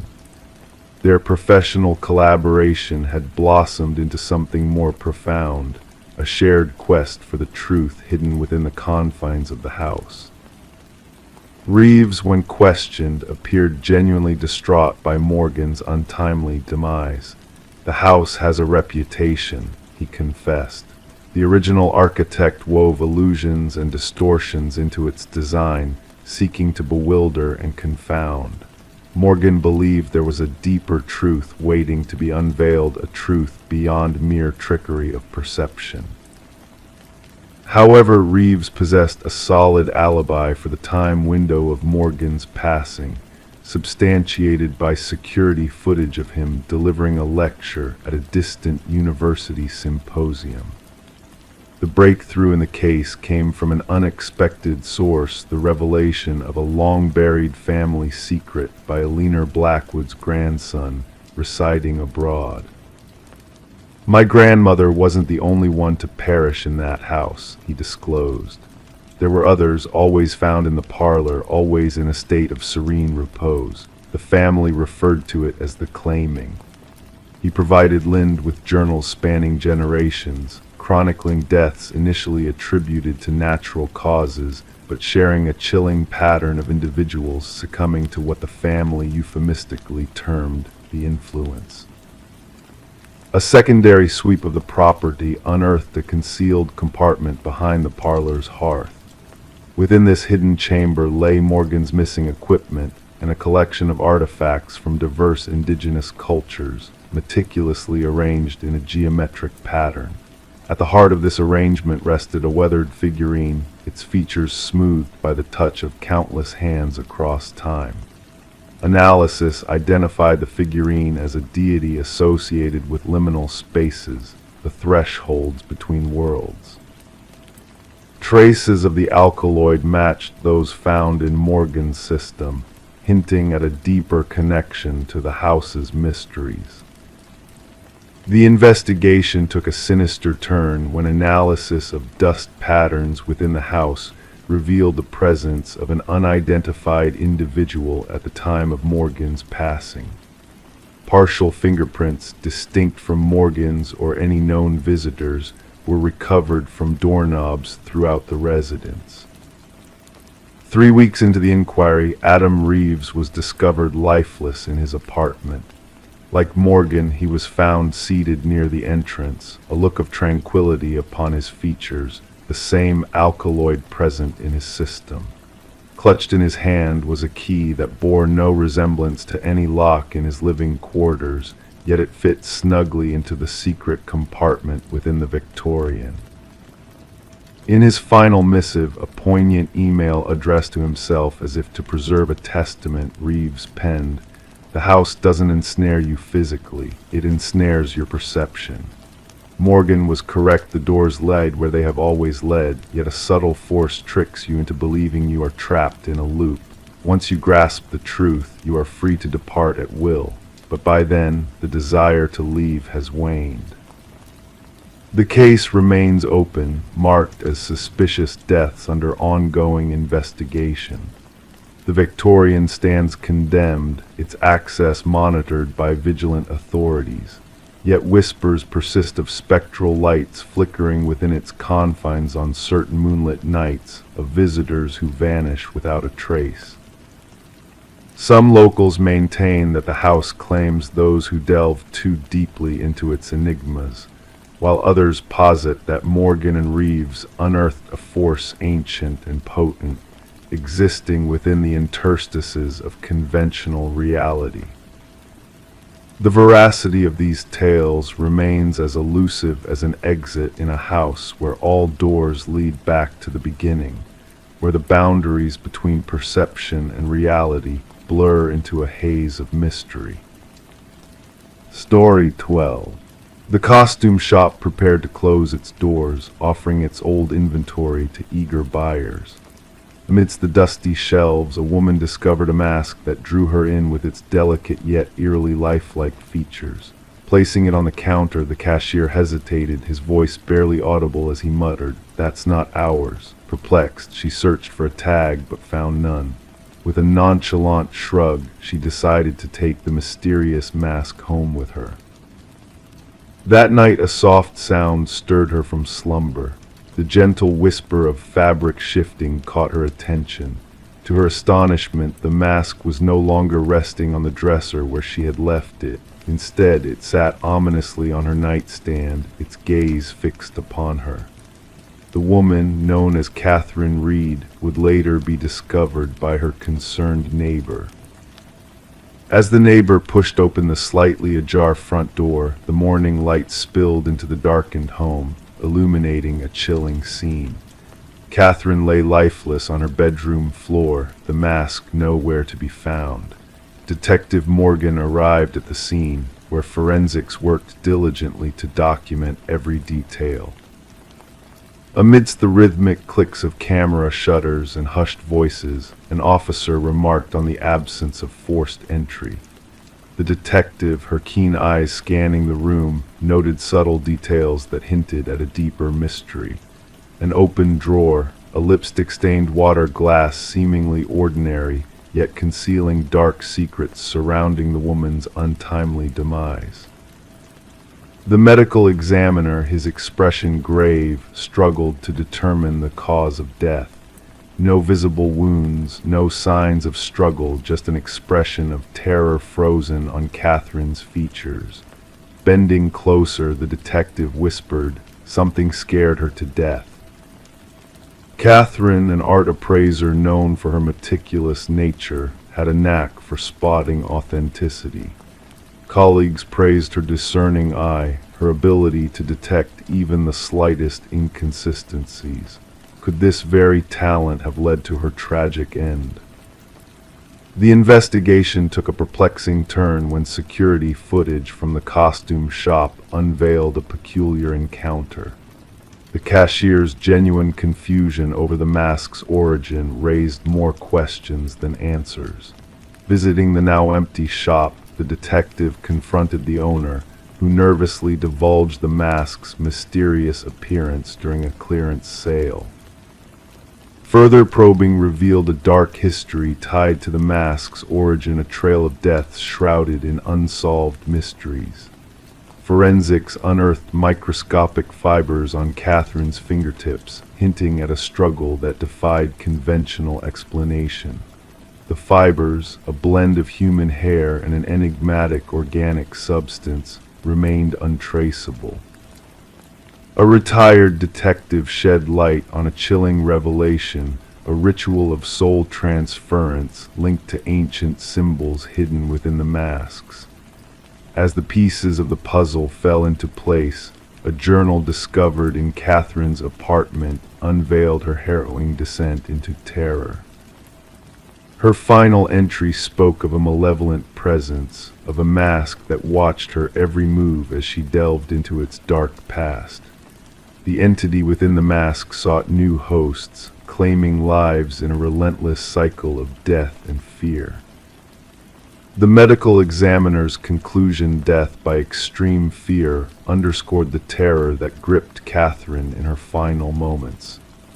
Surveillance footage captured a haunting figure leaving her home, wearing the ominous mask with a twisted familiarity. Despite efforts to track down the mask, it vanished for months before resurfacing in a distant vintage shop, slipping into new hands unnoticed. The case, shrouded in unanswered questions, remains a chilling reminder of the inexplicable forces at play.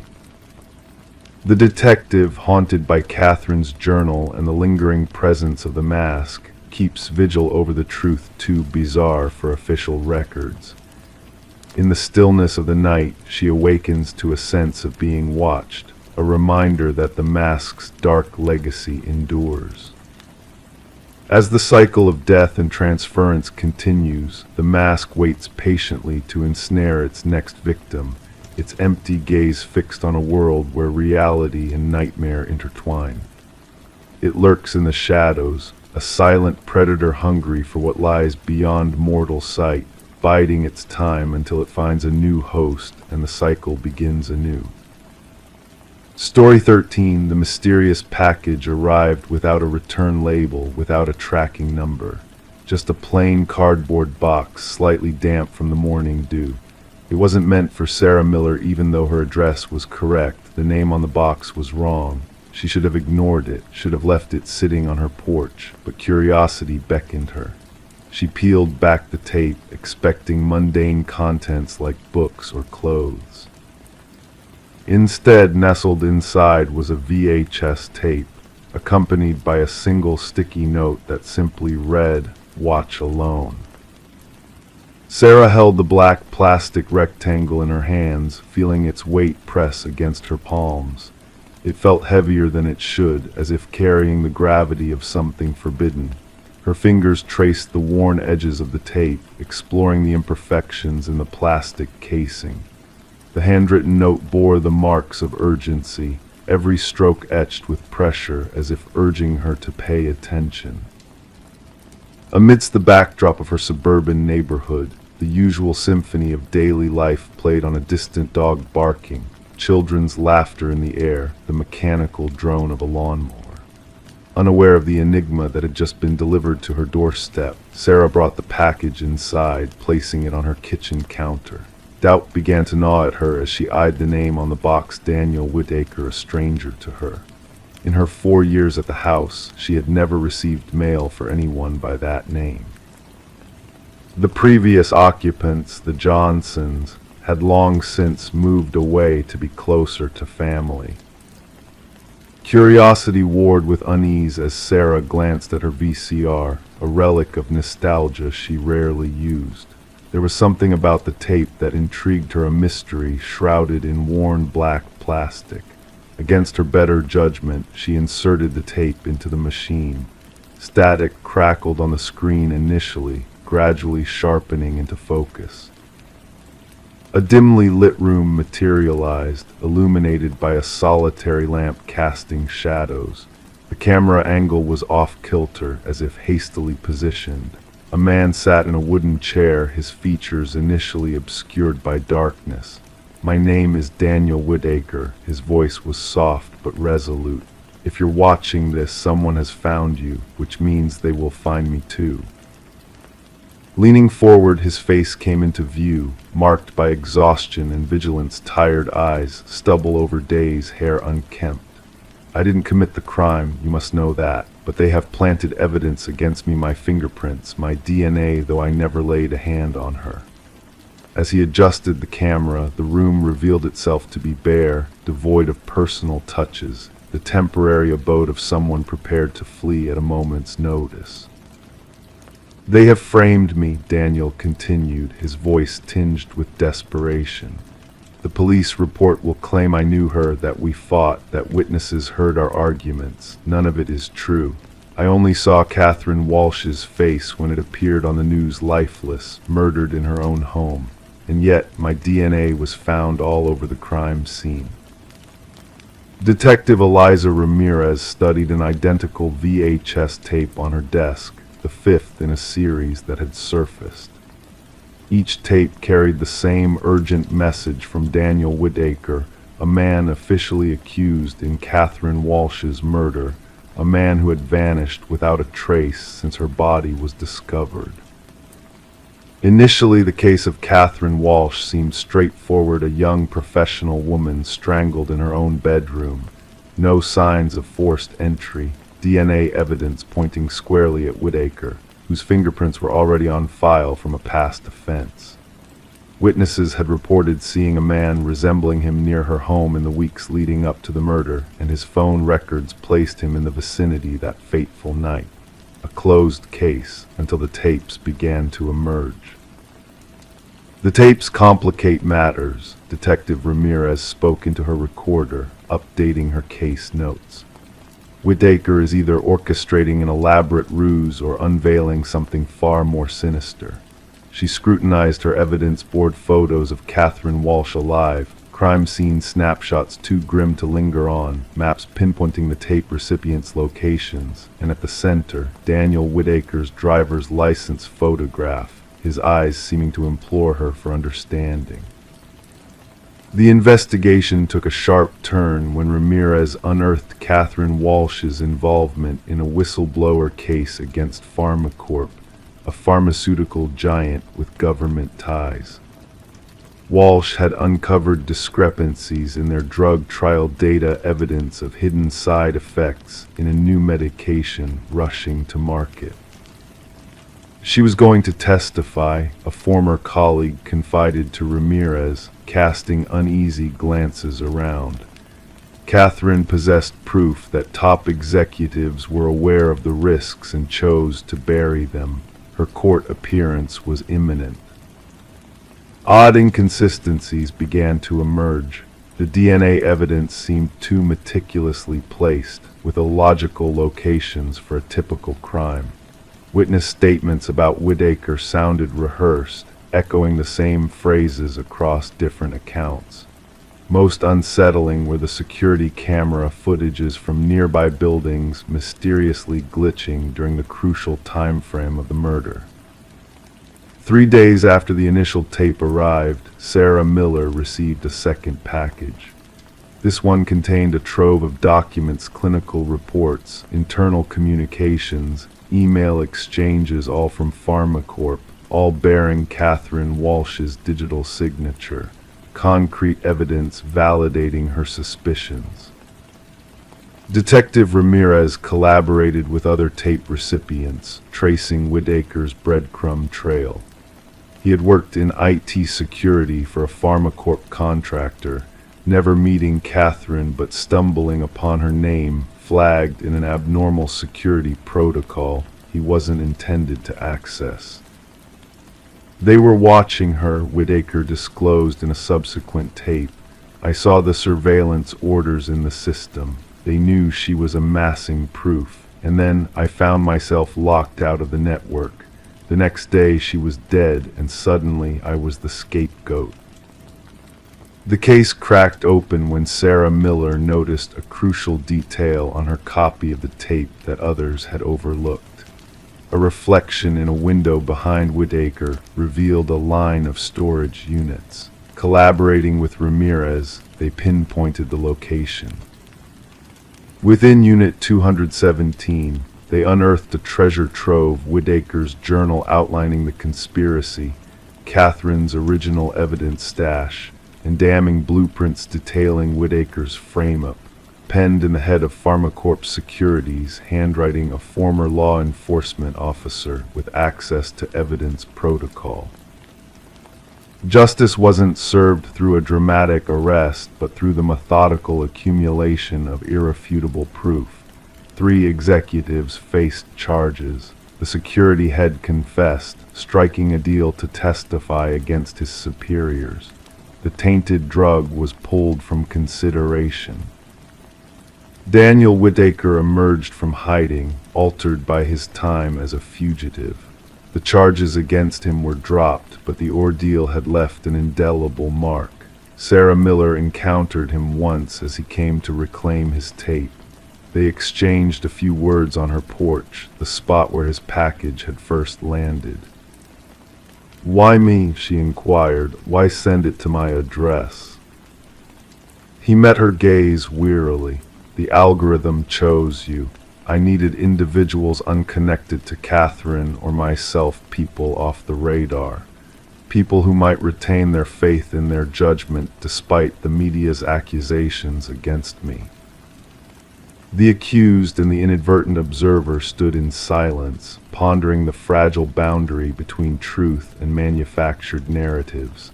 Finally, Sarah spoke. The wrong address turned out to be precisely the right one. The VHS tapes were cataloged as evidence, tangible reminders that sometimes truth arrives in unexpected parcels, bearing unfamiliar names, awaiting a curious soul to unravel its mysteries. Story 14, the aged apartment exuded a sense of history, its creaking heating system and clanking pipes creating a familiar backdrop of ambient noise.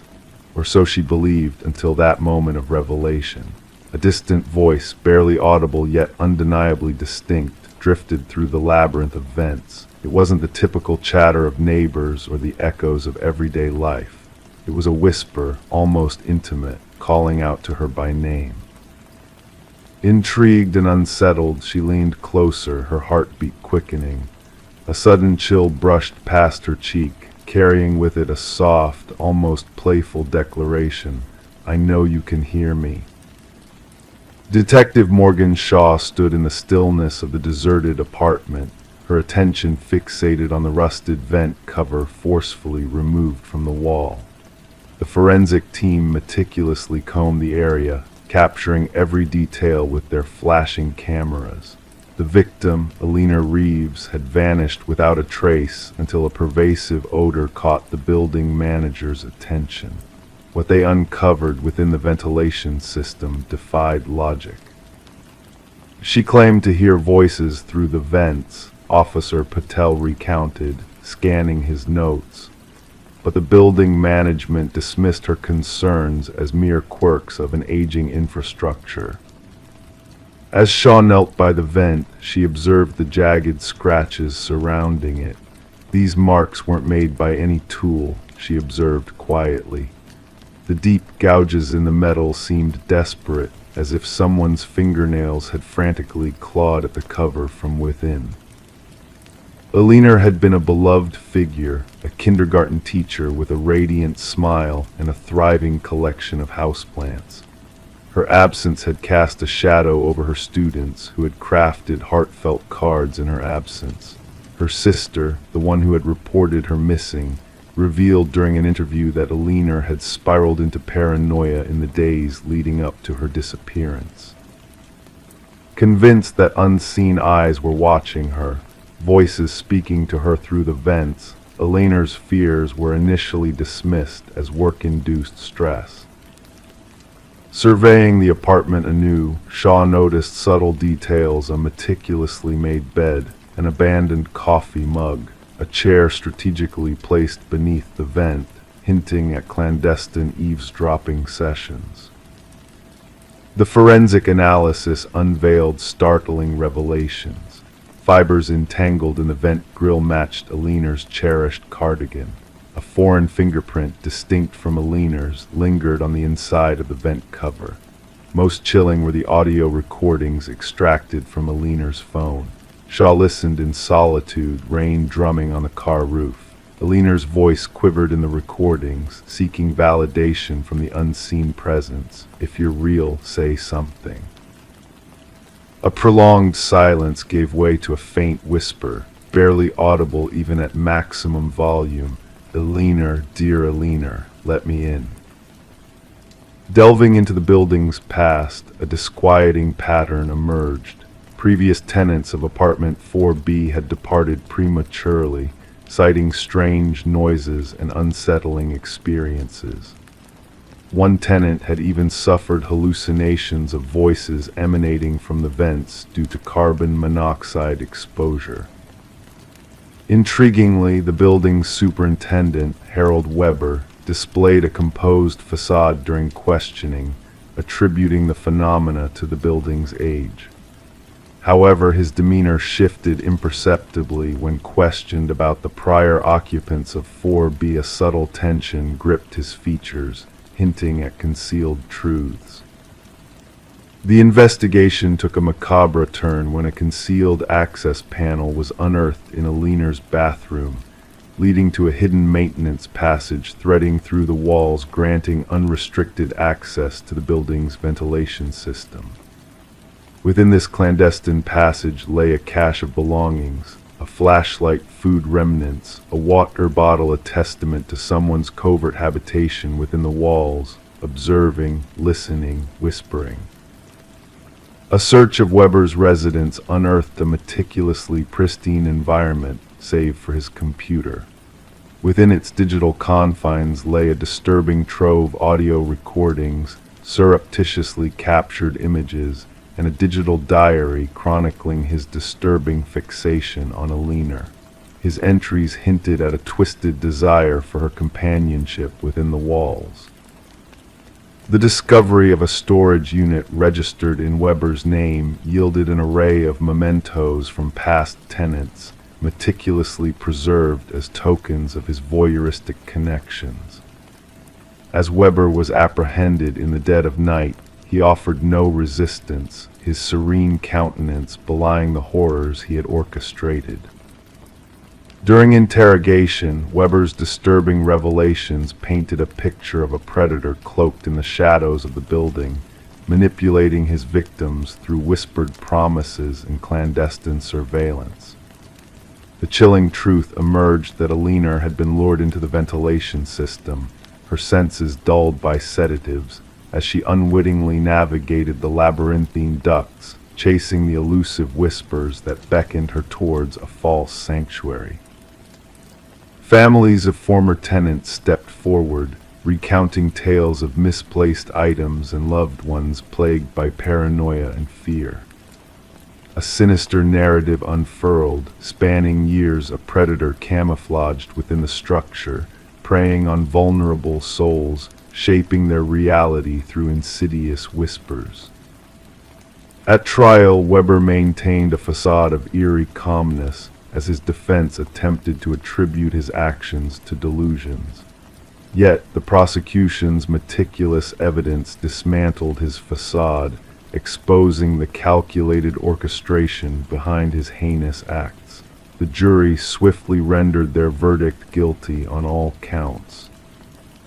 As Weber was escorted from the courtroom, a haunting smile etched on his lips, he cryptically intoned to Shaw, "They will always hear me. The edifice retains my echoes, the whispers endure." The once inhabited apartment building now stands silent and desolate, a ghostly relic of past horrors. Despite renovations and new ownership, a pervasive unease lingers.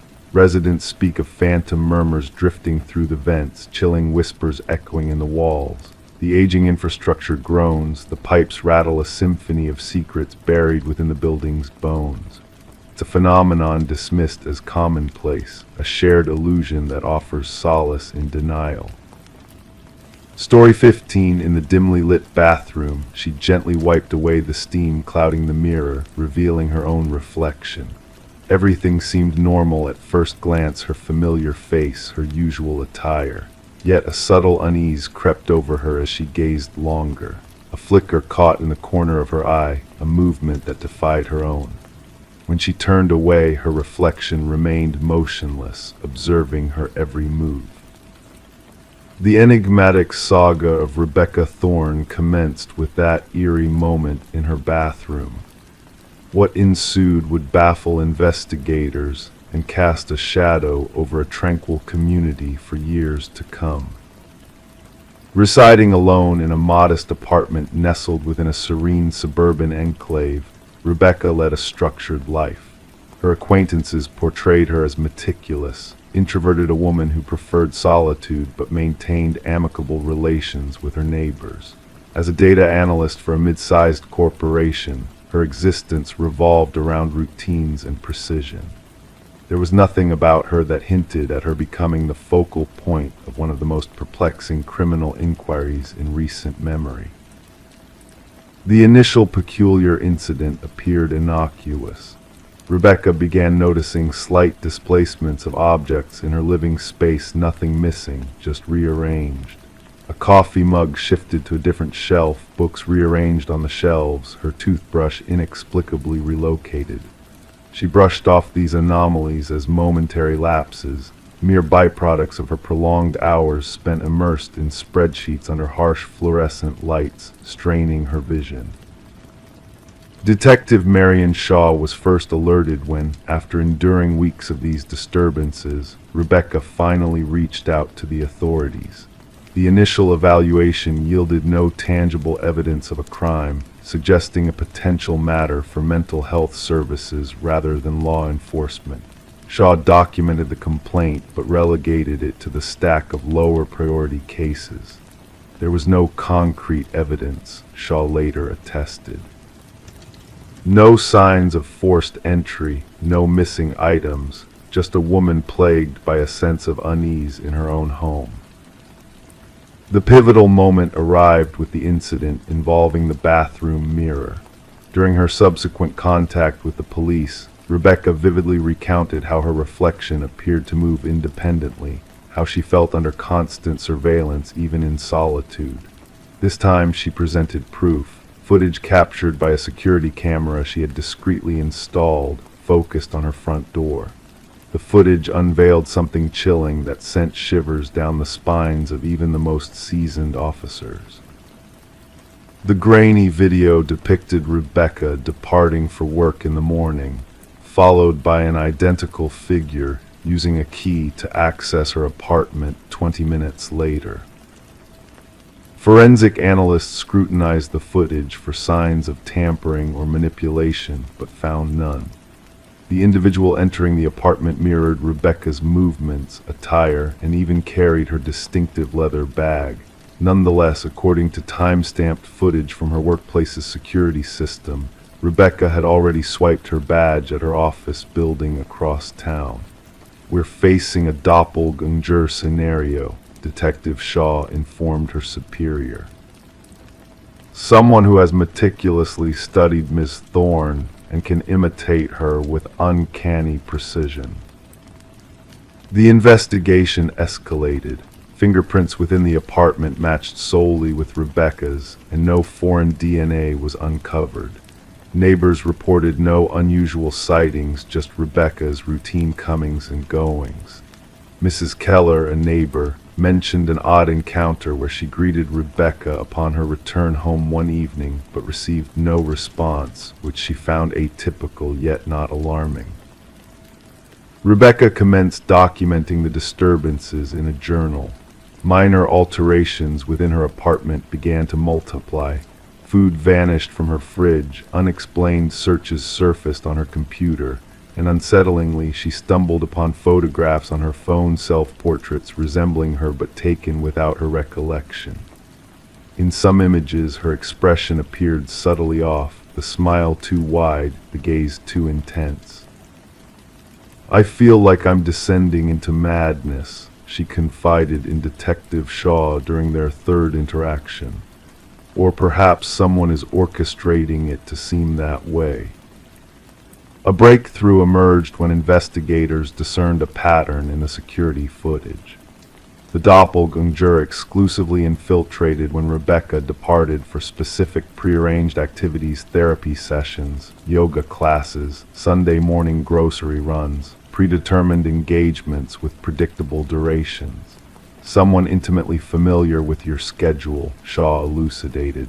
"This isn't random, it's targeted surveillance and infiltration."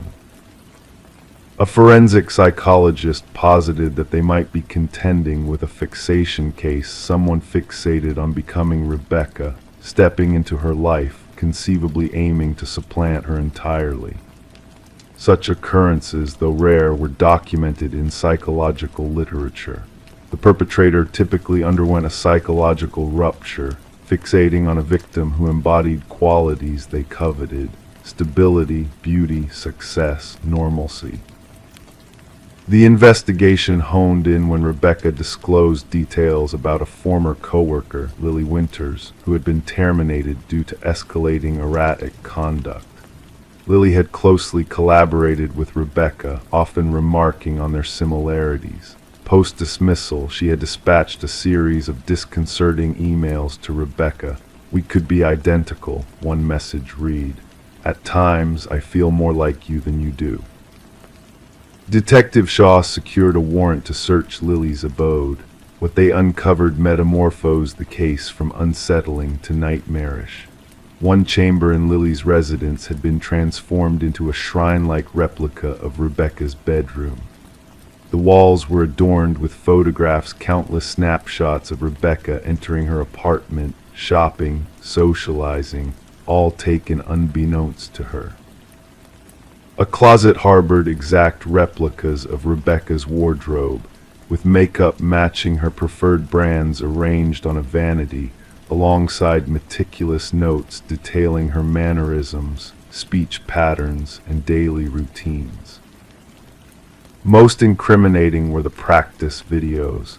Lily had recorded herself emulating Rebecca's gait, gestures, expressions. The evolution was evident: initial attempts clumsy and conspicuous, subsequent ones nearly indistinguishable from the genuine Rebecca. "She yearned to become me," Rebecca murmured upon viewing the evidence. "She wasn't merely mimicking me, she was obliterating me." Forensic technicians unearthed sophisticated apparatus for forging copies of keys and replicating electronic access cards. Lily had upheld an intricate system for monitoring Rebecca's movements, including a meticulously maintained calendar forecasting her schedule. What eluded investigators was Lily's endgame. Journals recovered from her dwelling contained incoherent entries vacillating between first and third person, occasionally alluding to Rebecca as me and her within the same paragraph. The final entry sent chills down their spines. "Soon, only one of us shall remain. The stronger entity will prevail." When authorities moved to apprehend Lily, she had vanished. Traces of a hastened departure were evident in her apartment drawers left ajar, certain devices missing. A nationwide alert was issued. Rebecca was ushered into protective custody, relocated to a secure, undisclosed location under constant surveillance. For 3 weeks, authorities meticulously monitored every site linked to her former existence. Lily never materialized. The case took a harrowing twist when a security guard at Rebecca's former workplace reported an anomaly. Rebecca had been sighted entering the premises despite being on leave. Security footage corroborated the account. A figure identical to Rebecca had accessed the building using a valid ID card, proceeded to her prior workstation, and spent 40 minutes rifling through her files before departing. Meanwhile, the real Rebecca remained shielded in a secure, safe house. unable to have been present at the office. The implications crystallized. Lily hadn't fled, she had made her move.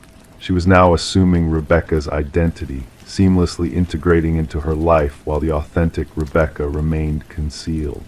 The case remains officially unresolved. Lily Winter's eluded capture. Rebecca Thorne never reclaimed her former existence, opting to forge a new identity in an undisclosed haven. Detective Shaw retains a photograph on her desk, two women strikingly resembling each other. One is Rebecca Thorne, the other is Lily Winters. Sometimes she scrutinizes their features, searching for disparities, the subtleties that could delineate one from the other. The truly disquieting aspect Shaw often imparts to rookie detectives isn't that someone may resemble you or sound like you. It's the fervor with which they aspire to become you, to the extent of effacing themselves in the process. Identity isn't just what we exhibit to the world, it's what we safeguard most zealously. And occasionally, its worth only becomes apparent when someone endeavors to pilfer it. Story 16, the weary hotel stood as a relic of bygone days, its faded façade a testament to the transient nature of its patrons. A lone traveler, drawn by circumstance to its worn entrance, was met with a peculiar warning from the clerk who handed her the key. "Just avoid the last door on the left," he murmured cryptically, his eyes betraying a hint of unease. The traveler's curiosity piqued, setting the stage for a night veiled in mystery. As darkness enveloped the hallway in a hushed embrace, she found herself drawn to the forbidden door. The handle sent a shiver through her as she reached out, the chill of metal seeping into her fingertips. To the naked eye, the door bore no distinguishing marks from its counterparts, yet a silent pulse seemed to emanate from within. Pressing her ear against the cold wood, she discerned a faint rhythm, a breath exhaled from the other side, beckoning her to unravel its enigma. Detective Morgan Reed, a seeker of truths obscured by shadows, was summoned to a grim tableau concealed behind the façade of the nondescript motel room. Crossing the threshold marked by yellow tape, she was met with the unmistakable scent of iron tinged with fear. The room itself was a canvas of duality, a pristine bathroom juxtaposed with the macabre scene playing out on the floor. A young woman lay motionless, her features frozen in a silent scream, her essence seeping into the fabric of the forgotten motel. Surveying the scene with a practiced eye, Reed noted the absence of forced entry, the lack of struggle evident on the victim's form. This was no crime of opportunity, but a calculated act, the handiwork of a predator lurking in the shadows. As the investigation unfolded, a pattern emerged, linking the victim to others who had met a similar fate in distant corners of the city. The threads of the case intertwined, leading Reed down a labyrinthine path of secrets and lies. Through the whispers of the victim's past, a portrait of a clandestine affair painted in shades of betrayal emerged. The perpetrator, a man of influence cloaked in respectability, had woven a web of deceit that ensnared those who dared to cross his path. With each revelation, the web tightened around the perpetrator, his facade crumbling under the weight of evidence stacked against him. In the sterile confines of the courtroom, justice cast its unforgiving gaze upon the man who had preyed upon the unsuspecting, his mask of indifference finally slipping to reveal the void that lay beneath. The trial marked the end of a chapter, yet for Reed, the echoes of the case lingered like a haunting melody. In the quiet moments between cases, she found herself drawn to the evidence locker, where 3 identical keys lay as silent witnesses to the horrors that had unfolded behind the doors of the forgotten motel. As the world moved on, the door on the left case faded from the headlines, relegated to the annals of true crime lore. But for Reed, the shadows cast by that fateful night refused to dissipate, a reminder that some doors once opened can never be closed, their mysteries forever etched in the recesses of the mind. Story 17. The worn plank shifted beneath her weight, whispering a secret only she could hear. Intrigued, she knelt down, her fingertips tracing the edges, sensing the hidden truth waiting to be revealed. The floor, once solid, now held a mystery within its embrace. With gentle determination, she lifted the boards, exposing a shadowy, narrow space beneath the foundation of her new dwelling. In the dim light, her eyes discerned shapes emerging from the darkness. A mattress, a solitary chair, and nestled in the corner, a weathered notebook filled with pages bearing a familiar name, her own name, inscribed repeatedly in a haunting rhythm. Detective Morgan Reed observed silently as Sarah Coleman peered into the abyss beneath her home, a mixture of fear and unease clouding her gaze. It wasn't just a hidden room she had stumbled upon, it was an intrusion, a violation of her sanctuary. "Please refrain from touching anything else," Detective Reed's voice commanded, steady yet commanding, as she flicked on her flashlight, casting a revealing glow on the concealed enclave. The walls adorned with photographs, snapshots of Sarah's daily life captured in eerie detail, a shrine of obsession meticulously crafted beneath her unsuspecting feet. Sarah had acquired the quaint cottage from the estate of Walter Green, an enigmatic recluse who had passed away with no known kin. The property had lingered in solitude for months before being put up for sale, its past veiled in silence. The description touted its charm, its need for minor updates, but concealed within its walls lay a sinister narrative waiting to be unearthed. "I never met him, the previous owner," Sarah murmured, her voice barely audible. "The neighbors spoke of his seclusion. I was told the basement access had been sealed off long ago. That's what the reports claimed." As the crime scene investigators arrived, the echoes of their equipment reverberated through the wooden floors, signaling the commencement of a meticulous examination. Every detail was documented, every piece of evidence catalogued, including the mattress, the chair, and the unsettling notebook extracted from the clandestine chamber.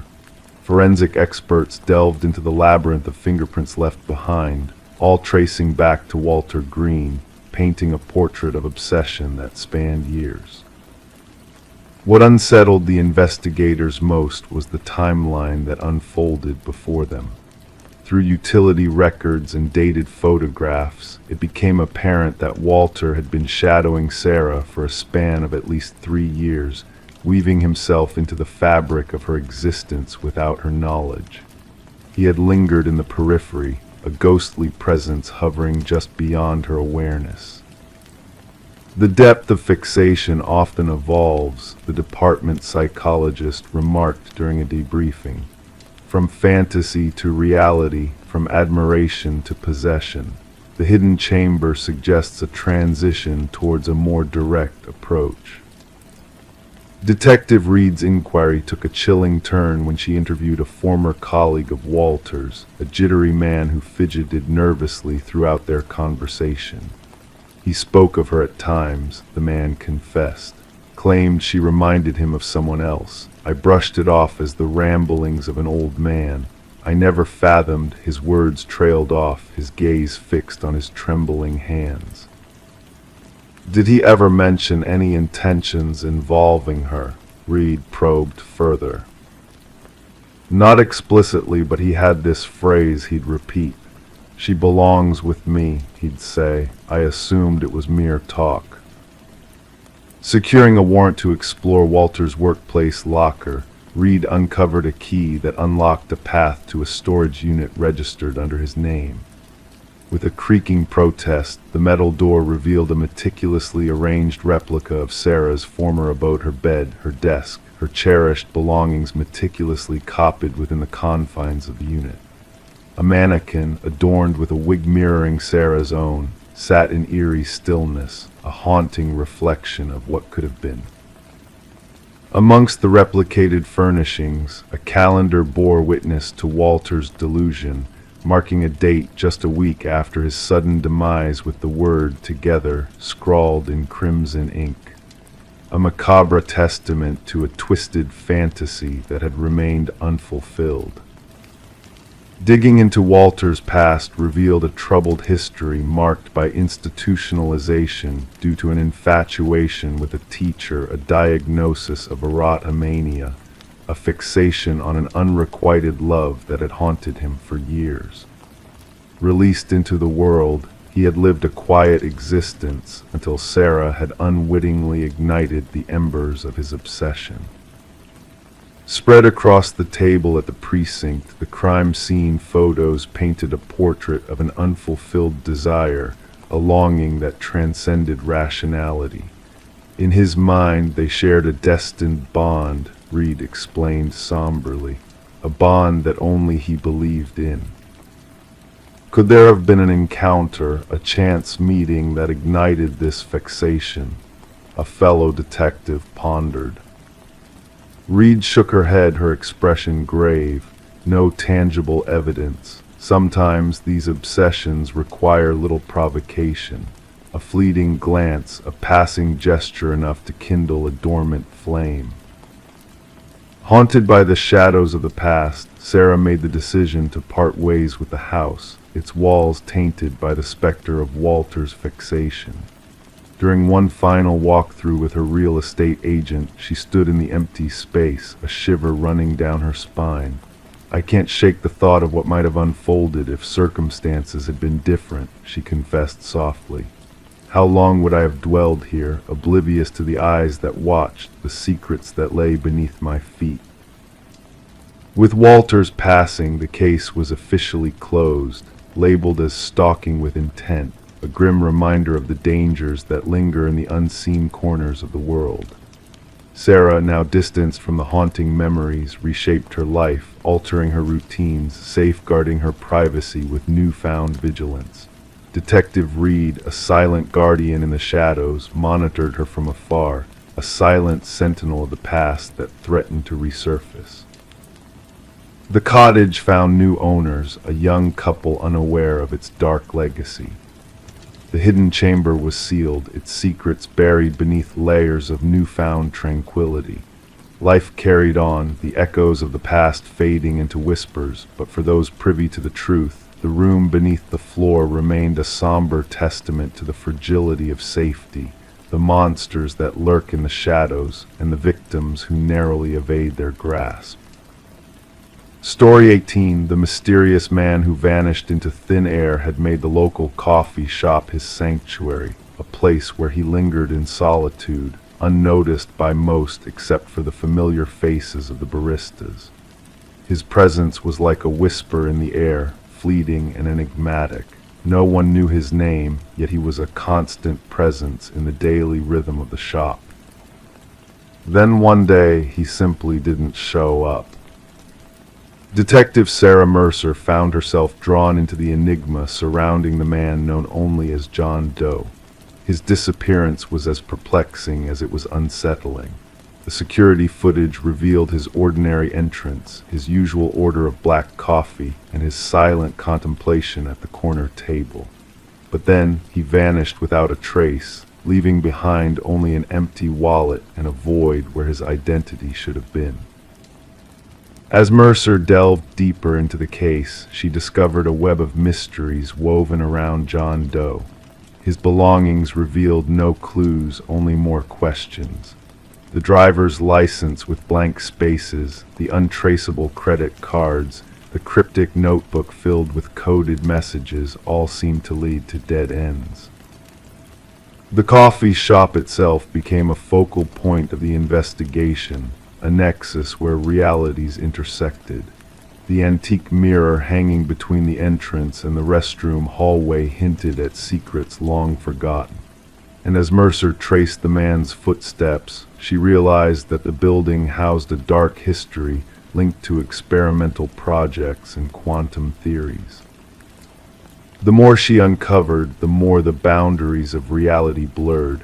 Witnesses reported sightings of John Doe, reflections moving independently, and strange occurrences that defied explanation. The line between fact and fiction grew thinner until Mercer found herself standing on the precipice of something beyond comprehension. In a twist of fate, an elderly physicist named Margaret Keller emerged from the shadows, shedding light on John Doe's true identity as Daniel Weston, a brilliant mind lost to the realms of quantum mirrors and parallel realities. Weston's experiments had pushed the boundaries of science and sanity, leading him to a point of no return. The final revelation came in a shattered mirror, a shattered reality. Mercer glimpsed the truth in fragments, a glimpse of Weston watching himself, existing in multiple dimensions simultaneously. The experiment had reached its culmination, the window between worlds closing forever. And as the case remained unsolved, the coffee shop faded into memory, a place where the line between the known and the unknown blurred.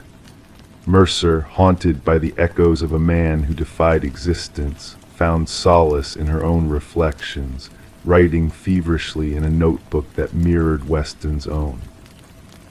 The tale of the man who slipped through the cracks of reality lingered like a whisper in the wind, a mystery that would forever elude explanation. And as the echoes of the past faded into silence, the truth remained hidden, waiting to be unraveled by those brave enough to peer beyond the veil of the ordinary. Story 19, the ancient library faced its fate of demolition. The workers diligently carried out their tasks, nearing the completion of dismantling the structure when a peculiar discovery halted their progress. Among the dusty bookshelves, a laborer stumbled upon a hidden latch concealed from view. With a gentle push, a soft click echoed through the room as the bookshelf swung open, revealing a narrow passage leading to an unseen chamber. The air within was heavy, thick with the weight of time, untouched by human hands for decades. The room was bare, devoid of furniture save for a solitary chair stationed at its center, firmly bolted to the floor. Etched repeatedly on the wall, a haunting message lingered, "I am still here." The construction foreman swiftly contacted the authorities, setting in motion a chain of events that would unravel a mystery shrouded in darkness.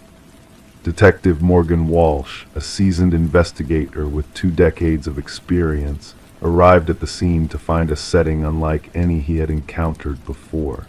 Standing in the doorway of the hidden chamber, his flashlight pierced the shadows, casting eerie shapes upon the walls covered in the unsettling message. "Secure the area," Walsh commanded, his voice resonating in the confined space. "No one disturbs a thing until forensics completes their examination." The background of the building added layers of intrigue to the unfolding narrative. Once owned by the influential Harrington family, the library had been bequeathed to the public following the mysterious disappearance of their daughter, Rebecca. Vanishing during her final year of college, leaving behind only her abandoned car near the woods, Rebecca's fate remained a haunting enigma. Despite exhaustive searches and inquiries, the truth behind her disappearance eluded all who sought it. The prevailing belief suggested she had chosen to vanish of her own volition, yet her family vehemently rejected this notion, convinced of a darker reality. As forensic experts meticulously combed through the hidden chamber, they uncovered traces of hair and fibers embedded in the aged chair. The scratches on the walls, barely visible beneath layers of dust, yielded minute samples of blood and skin cells, indicating a young female presence. "This chair was designed for restraint," remarked the forensic analyst, gesturing towards the weathered leather straps and bolt holes. "Someone endured great struggle here." Detective Walsh delved into the history of the Harrington family, sensing a connection between the library's donation and Rebecca's disappearance. An unsettling revelation emerged: the contractor responsible for installing the bookshelf had ties to Maxwell Harrington, Rebecca's uncle and the family patriarch. Financial records hinted at unusual payments to the contractor, far exceeding standard renovation expenses. Former library staff expressed shock at the hidden room's existence, with one elderly librarian recalling Maxwell's peculiar insistence on preserving that section during renovations, citing its historical significance. The investigation took a grim turn when DNA analysis confirmed the genetic material in the hidden chamber matched Rebecca's samples. The chilling realization dawned: Rebecca had not fled. She had been imprisoned behind the secret passage, potentially by a member of her own family. Armed with a search warrant, detectives scoured the Harrington estate, unearthing a leather-bound journal in Maxwell's study. The journal chronicled months of disturbing entries, revealing Maxwell's twisted fixation on his niece. The final entry bore a sinister declaration. She threatened exposure. I could not allow it. The room will serve its purpose until she complies. Confronted with irrefutable evidence, Maxwell's veneer of innocence crumbled. Admitting to the heinous act, he confessed to silencing Rebecca to protect the family's reputation. In a tragic sequence of events, Maxwell had ensnared Rebecca within the hidden chamber, leading to her untimely demise. The excavation beneath the chamber's floor unearthed Rebecca's skeletal remains, adorned with the silver bracelet gifted by her parents. The Harrington family stood witness to Maxwell's sentencing, grappling with the weight of truth and justice long overdue. Rebecca's mother clutched the recovered bracelet, a poignant relic of her daughter's stolen life. The library, once slated for destruction, transformed into a memorial of remembrance and reckoning. Locals paid homage with bouquets at the entrance, honoring the life extinguished unjustly and the revelation that had lurked behind a bookshelf, waiting to be unveiled. In a bittersweet twist, it was Rebecca's haunting message etched on the walls, "I am still here," that ensured her eternal presence, a beacon of justice prevailing, even in the darkest of shadows. Story 20. Once upon a time, a gentle flicker danced across the baby monitor screen, a fleeting anomaly in the stillness of the night. The mother, drowsy and half awake, brushed it off as mere interference from the world outside. Yet as the air crackled with static, a soft voice, barely a whisper, pierced through the silence, urging SHHH, go back to sleep. A chill ran down her spine, her heartbeat quickening as she stumbled towards her son's room, a primal fear gripping her heart. But as she flung open the door, her eyes met an empty crib, the moonlight casting eerie shadows across the room. The window remained shut, the door securely locked. The only anomaly was a forsaken stuffed rabbit lying on the floor, its unblinking black eyes fixed upon her in a haunting gaze. Rebecca's anguished screams echoed through the night, reverberating off the walls until her voice grew hoarse and raw. The neighbors, stirred from their slumber, dialed emergency services, their concern palpable in the quiet hours before dawn. When the authorities arrived, they found Rebecca, clutching the stuffed rabbit to her chest, a broken wail escaping her lips as she rocked back and forth on the nursery floor. Samuel, her precious 4-month-old infant, had vanished without a trace, leaving only questions in his wake. The investigation that followed was shrouded in mystery, a puzzle with missing pieces that refused to fit together. No signs of forced entry marred the pristine facade of the home, the security system standing sentinel throughout the night undisturbed. The baby monitor footage, once a silent observer, now held a cryptic message and a voice that defied explanation. How could an intruder slip in undetected, plucking a child from his slumber, leaving behind nothing but a solitary toy as a cruel reminder of their presence? Suspicions turned towards Rebecca, her fragile state of mind scrutinized under the harsh light of interrogation. Her husband, Daniel, absent during the harrowing events, returned to a world fractured by uncertainty. Their fractured relationship, strained by the weight of parenthood and unspoken truths, cast a shadow over their grief-stricken home. Medical records hinted at Rebecca's struggles with postpartum depression, painting her as a portrait of fragility in the face of tragedy. A glimmer of hope sparked in the darkness when forensic experts uncovered microscopic fibers on the nursery windowsill, foreign to the household tapestry. These fibers, delicate as spider silk, whispered of a clandestine entry, a breach from the outside world into the sanctuary of the nursery. The focus shifted, tracing the invisible thread of a mystery unraveling before their eyes. Security footage from neighboring homes unveiled a shadowy figure, a specter haunting the night with purposeful steps. A lone footprint in the garden soil bore the imprint of a specialized boot, worn by those well-versed in the art of climbing and stealth.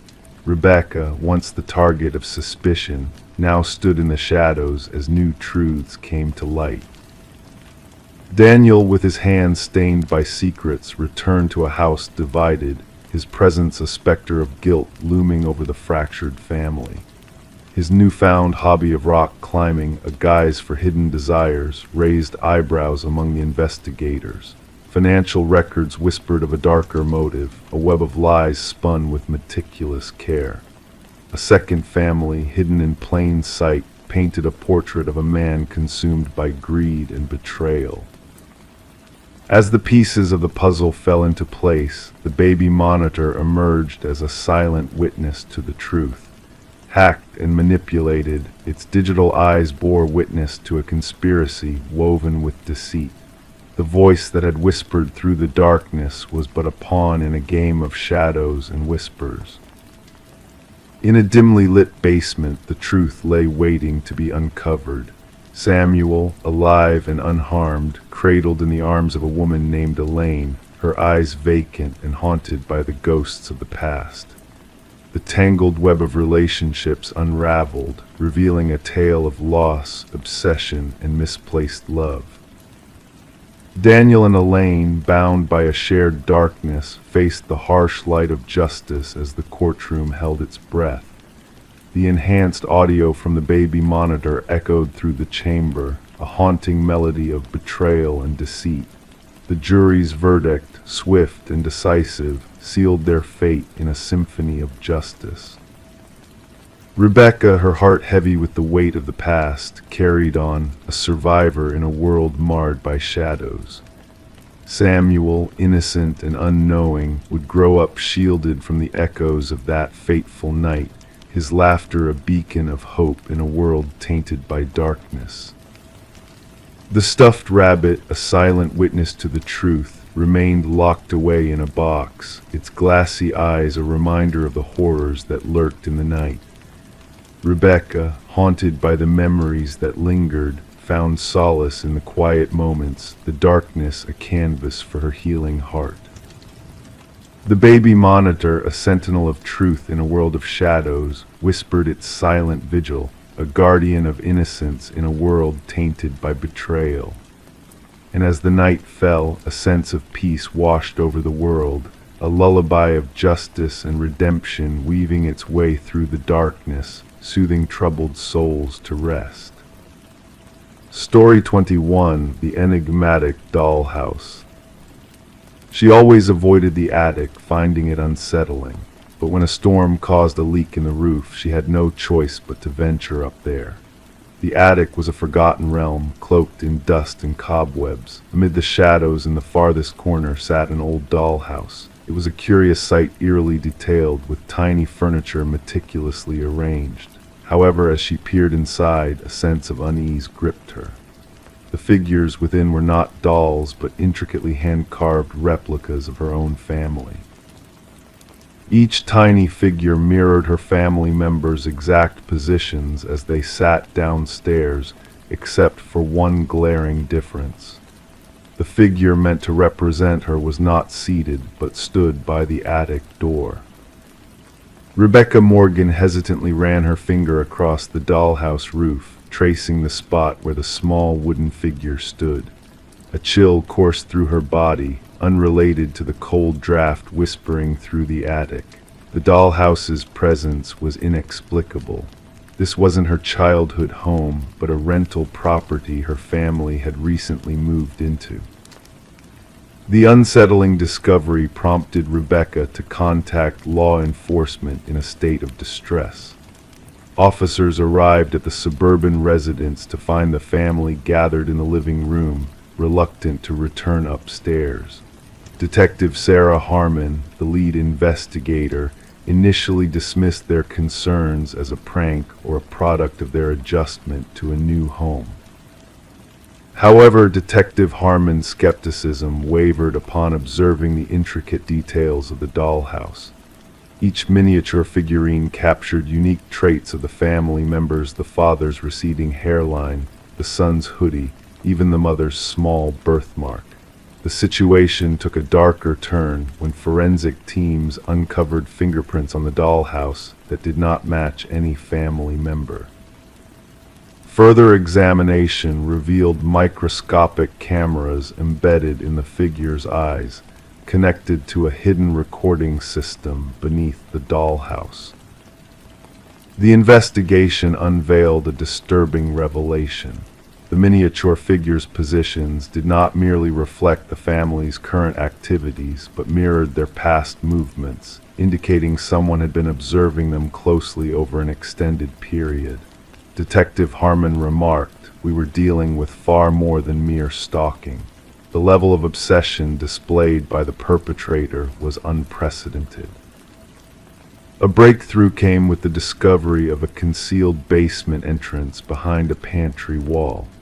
Inside, investigators found evidence of someone living there before the Morgan family's arrival. Food wrappers, water bottles, and a sleeping bag suggested prolonged occupancy beneath the unsuspecting family. The absence of forced entry perplexed investigators. Property records revealed the house had stood vacant for nearly a year before the Morgans moved in. Interviews with neighbors yielded little insight, except for a mention of occasional lights in the vacant house by an elderly resident. Digital forensics led investigators to an apartment across town, belonging to Martin Wells, the son of the previous homeowners. The apartment unveiled a chilling setup, a network of surveillance, and a collection of photographs and journals detailing the lives of various families in the area. Wells' obsession with control became evident as the extent of his surveillance unfolded. During interrogation, Wells remained unnervingly composed, attributing his actions to a need to safeguard his childhood home. His twisted reasoning revolved around ensuring the occupants respected the property he considered his own. A psychological evaluation portrayed a complex delusion rooted in a desire for possession and control. The Morgans chose never to return to the house, haunted by the realization that their lives had been scrutinized and manipulated. Wells faced charges for stalking, invasion of privacy, and illegal surveillance, prompting a reevaluation of real estate disclosure laws. The case shed light on the violation endured by the Morgan family and raised questions regarding the responsibilities of property agents.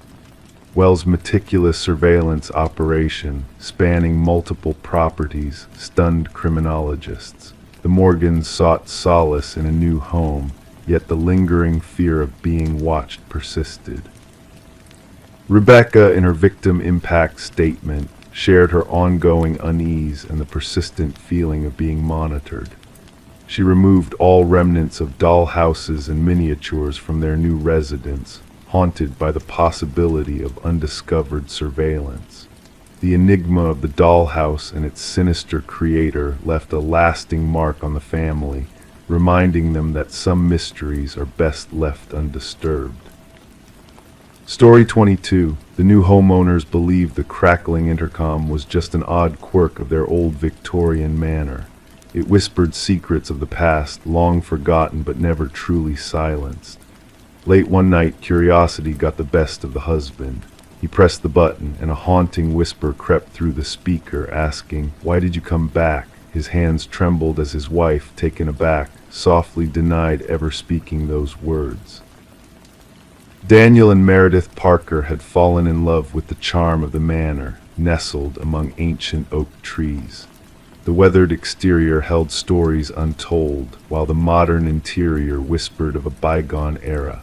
The vintage intercom, a relic connecting every room, had drawn them in with its mysterious allure. Detective Sarah Reeves arrived at the property, the gravel murmuring beneath her tires. The call had hinted at a break-in, but the unspoken tension in the dispatcher's voice hinted at deeper truths. Daniel, pale in the dim light, led her through the grand foyer, recounting the eerie progression of whispers through the intercom that had unsettled their nights. In the living room, Meredith's grip on her untouched mug betrayed her unease. She revealed the discovery behind a kitchen wall, a hidden journal belonging to Alina, the previous owner.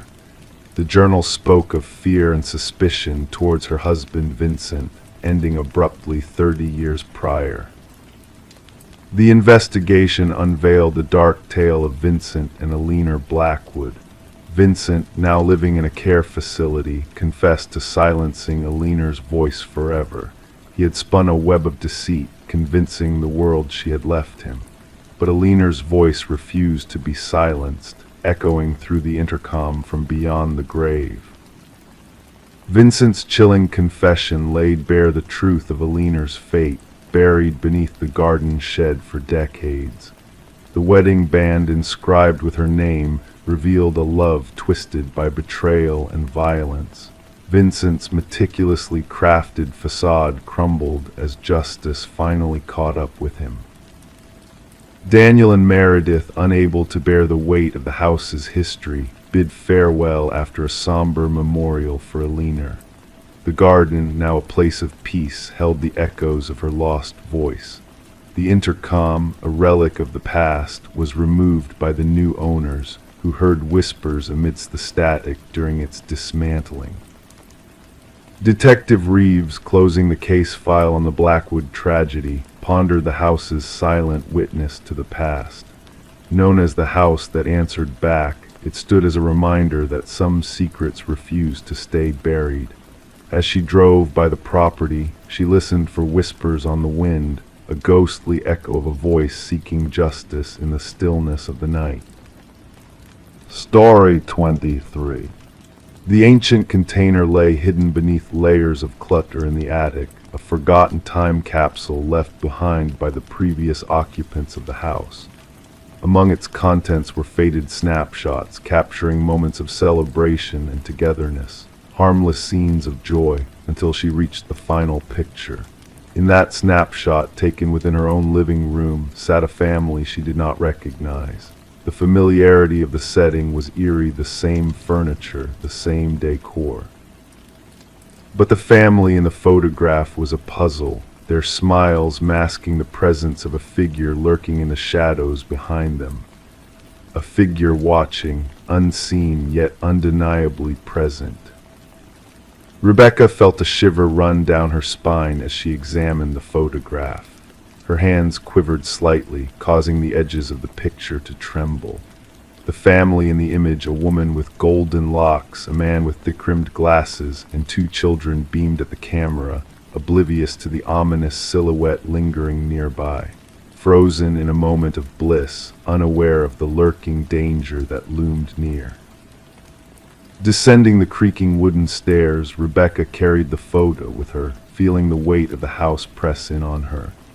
Since moving in 4 months prior, the vast emptiness of the place had always felt oppressive, but now it felt stifling.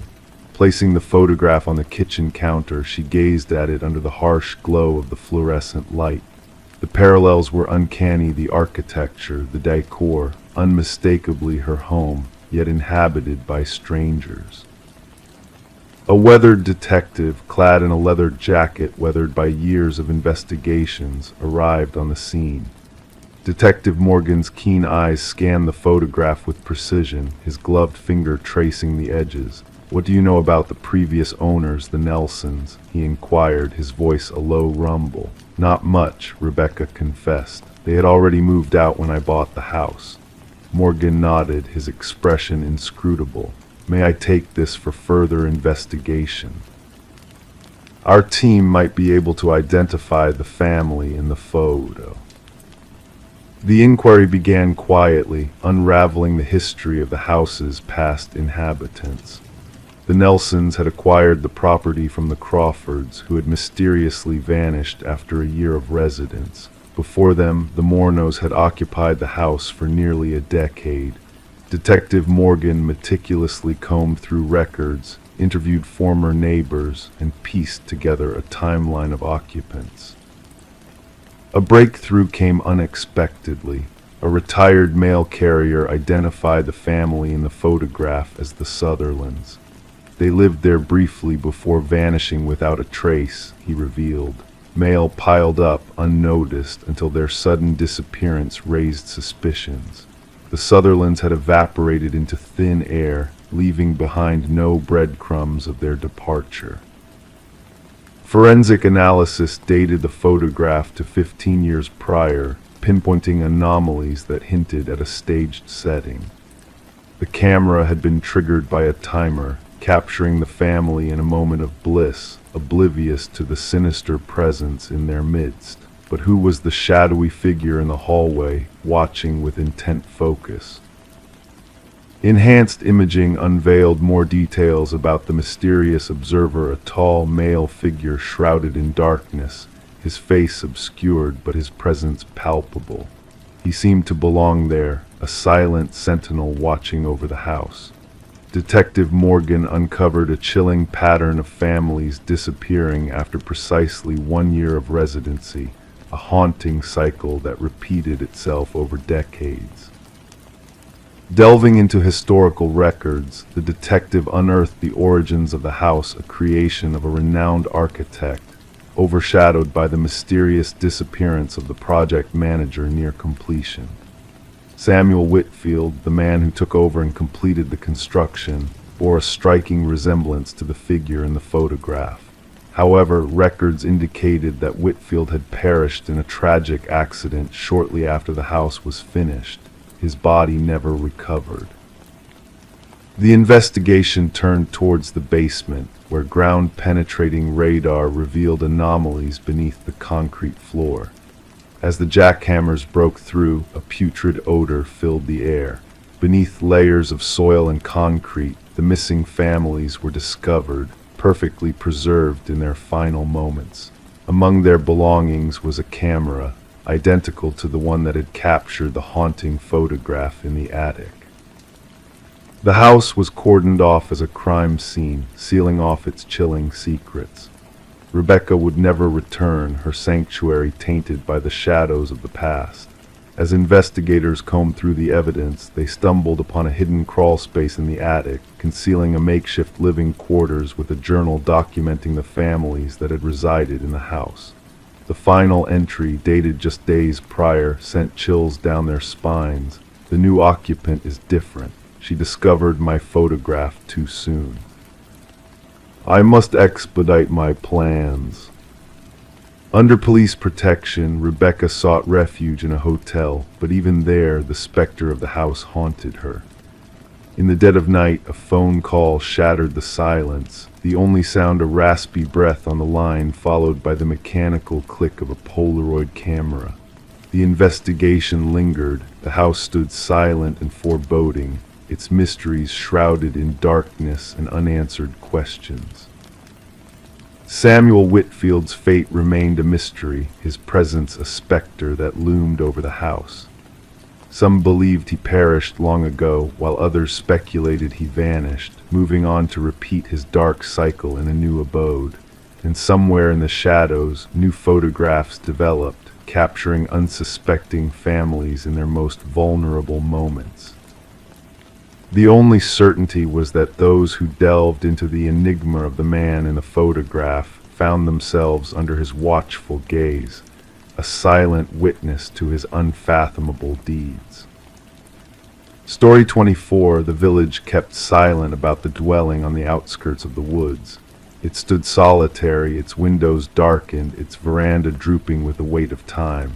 No one laid claim to it. No one could recall who erected it. Yet when a cluster of adventurers strayed too close, they witnessed something peculiar, names etched into the wooden panels, carved deep like omens. At the end of the roster, fresh and untouched, was a name unfamiliar to any of them. Until one of them murmured, voice quivering, "That's mine." The alert came in the dead of night. Dispatch logged it as a routine trespassing incident. The voice on the line belonged to Mason Wright, the head explorer who stumbled upon his name carved into the deserted abode. The responding officers anticipated nothing beyond juvenile mischief, perhaps a jest among pals, but what they encountered defied all logic. Detective Sarah Keller arrived as twilight descended over the woods. The beam of her flashlight sliced through the darkness, revealing the weathered front of the structure. The names 27 in total ran vertically down the eastern wall. Some had faded with years, nearly indiscernible against the gray timber. Others remained sharp, as if freshly etched, and at the base, Mason Wright, the incision still showing traces of recent sawdust. "I've never set foot here before," Mason asserted, his breath forming mist in the cold air. "I can't fathom how anyone would know my name."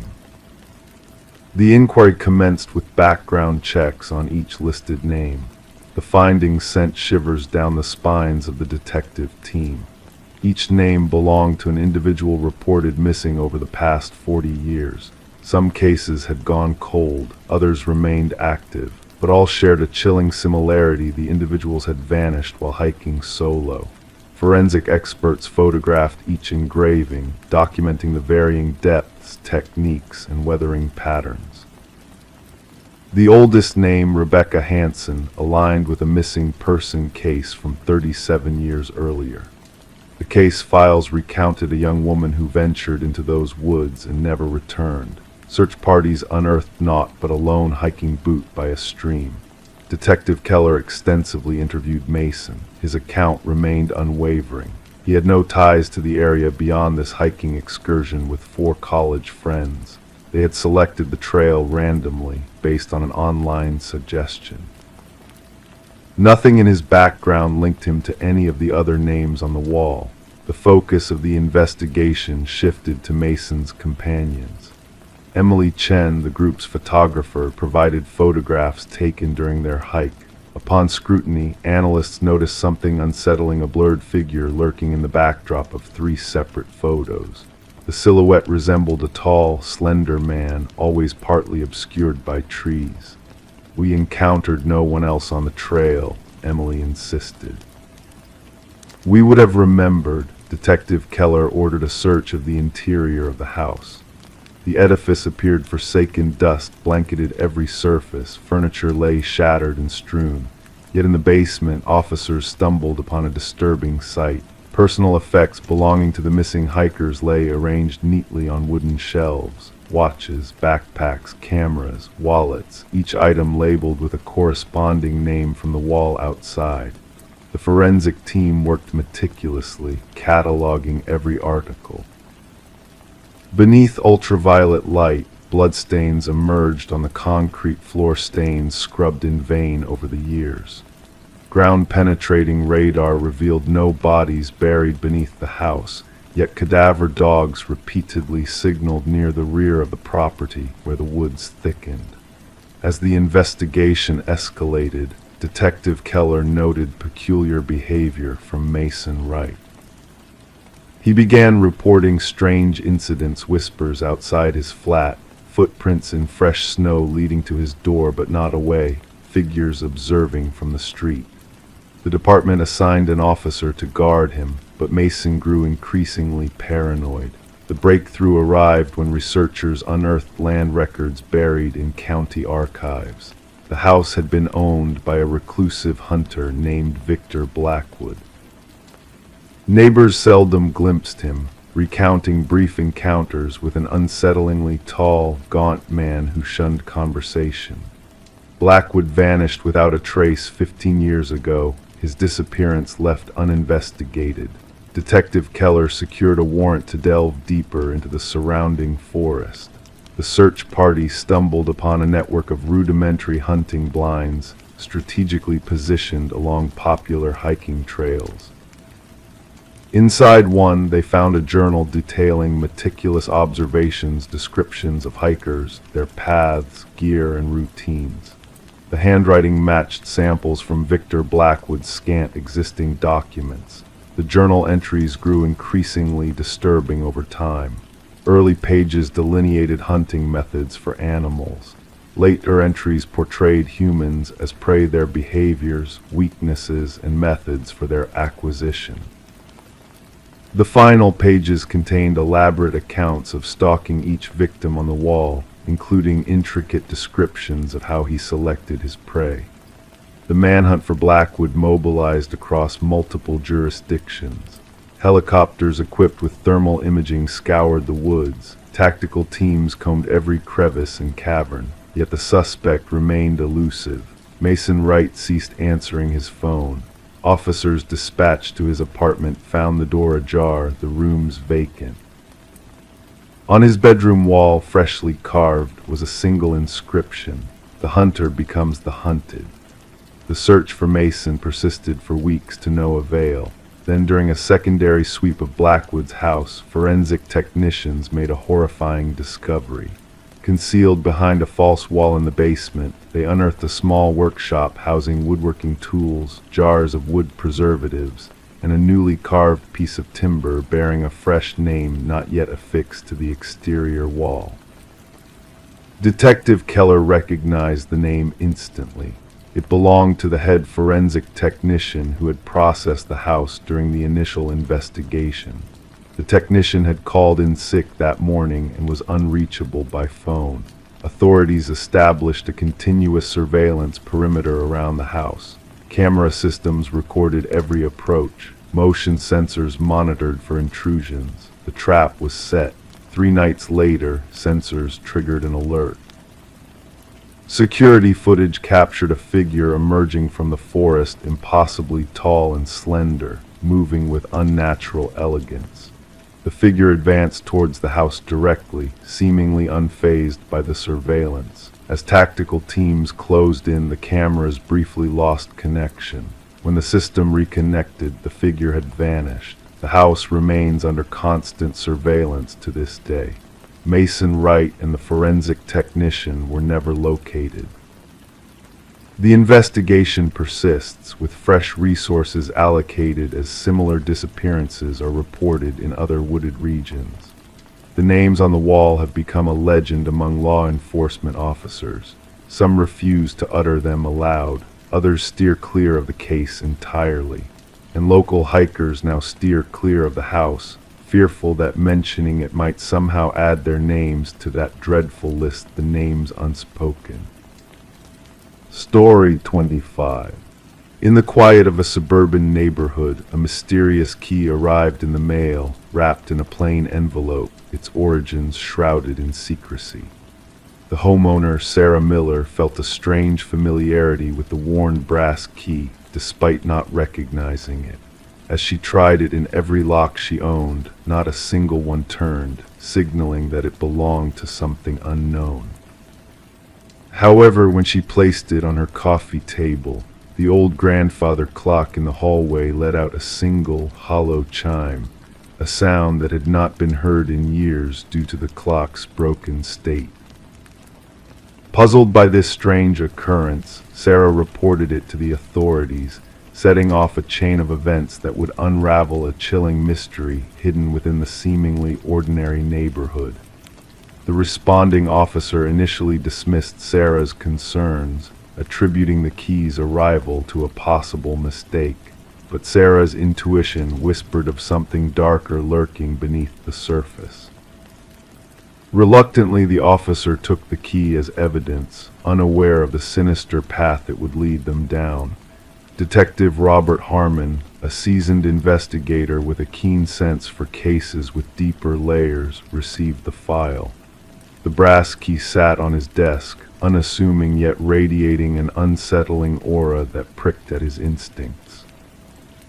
Delving into Sarah's background revealed no hint of wrongdoing. A retired teacher with a quiet life, nothing out of the ordinary. The forensic team found no fingerprints on the key except Sarah's, and the envelope offered no clues save for a generic postmark. It was a breakthrough when Detective Harmon decided to run the key's unique pattern through the department database, unearthing a connection to a cold case from years past. The key matched one found at a storage unit linked to disturbing evidence, a place where unspeakable acts had taken place, leaving a trail of unanswered questions and unsolved mysteries. With renewed fervor, Harmon delved into the case files, uncovering a web of darkness that had long evaded justice. The key pointed to a sinister figure, Harold Jenkins, a shadowy presence who had once lived nearby, now a phantom whose trail had grown cold. Jenkins' past revealed a patchwork of transient moves, unexplained absences, and a facade of normalcy that masked his true nature. As the investigation deepened, a chilling revelation emerged. The key was not just a random object sent to Sarah. It was a macabre invitation, a sinister token meant to draw her into Jenkins' twisted world. Fear gripped the community as the manhunt intensified, with Jenkins eluding capture, leaving behind a trail of terror and unanswered questions. The hunt for Jenkins led investigators to a secluded cabin, where a gruesome discovery awaited beneath the floorboards, a hidden room filled with identical keys, each bearing a name and a date, a silent testament to the lives Jenkins had claimed as his own. The horror only deepened as forensic teams unearthed human remains buried in the vicinity, painting a grim picture of the extent of Jenkins' depravity. Amidst the chaos, Sarah found herself at the center of a nightmare she could never have imagined. With round-the-clock protection, she grappled with the realization that she had unknowingly crossed paths with a monster in human form. The manhunt culminated in a dramatic confrontation, culminating in Jenkins' tragic end, but not before he left behind a chilling message for Sarah, a reminder that he had been watching, waiting for her to acknowledge the darkness that dwelled within him. As the community grappled with the aftermath of Jenkins' reign of terror, experts delved into his writings, seeking to understand the mind of a predator who had hidden in plain sight. The keys, silent witnesses to unspeakable horrors, served as a stark reminder of the evil that can lurk behind a facade of normalcy. And so, the story of the mysterious key and the man known as the Keymaster faded into memory, leaving behind a legacy of fear and a cautionary tale of the darkness that can reside in the most unexpected places. Story 26. In the attic of their new Victorian house, Sarah and Michael stumbled upon a hidden treasure, a porcelain doll with wide, unblinking blue eyes nestled beneath a tattered blanket. Despite its delicate and old appearance, they brushed it off as just another forgotten antique, sharing a laugh at the odd find.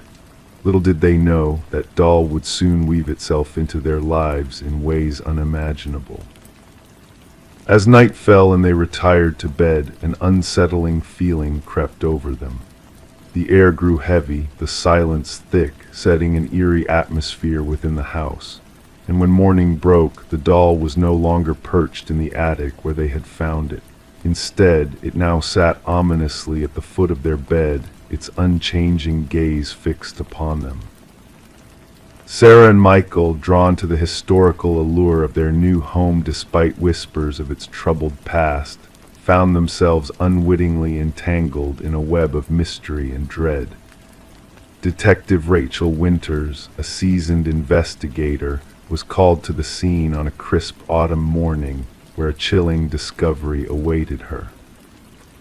In the master bedroom, the female victim lay in a macabre pose, her limbs unnaturally bent, eyes wide with fear. A few steps away, the male victim appeared as if he had been attempting to flee from an unseen terror. The scene was meticulously arranged, devoid of any signs of forced entry or struggle beyond the haunting final moments. Observing the scene with a keen eye, Detective Winters noted the deliberate positioning of the victims, likening the female's eerie pose to that of a doll plucked from a display. As the investigation unfolded, strange details emerged, painting a picture of inexplicable horror. Neighbors recounted glimpses of shadows and eerie sounds emanating from the empty house at odd hours, adding layers of unease to the already perplexing case. Forensic analysis uncovered traces of vintage fabrics commonly used in antique doll clothing, clustered around the victims and the enigmatic attic space. More perplexing still was the absence of any physical evidence linking an intruder to the crime. The lack of fingerprints, foreign DNA, or footprints confounded even the most seasoned investigators. It was as though the perpetrator had never truly been present in the physical realm. Delving into the property's dark past, Detective Winters unearthed a harrowing pattern of unexplained deaths stretching back over 6 decades. Each previous owner had met a mysterious end, with reports of uncanny occurrences and inexplicable phenomena haunting the halls of the house.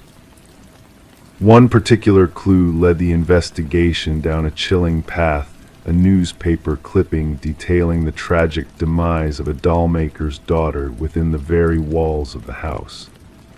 The dollmaker, suspected of dark practices and never brought to justice, had crafted a doll in his daughter's likeness, rumored to hold a malevolent spirit within.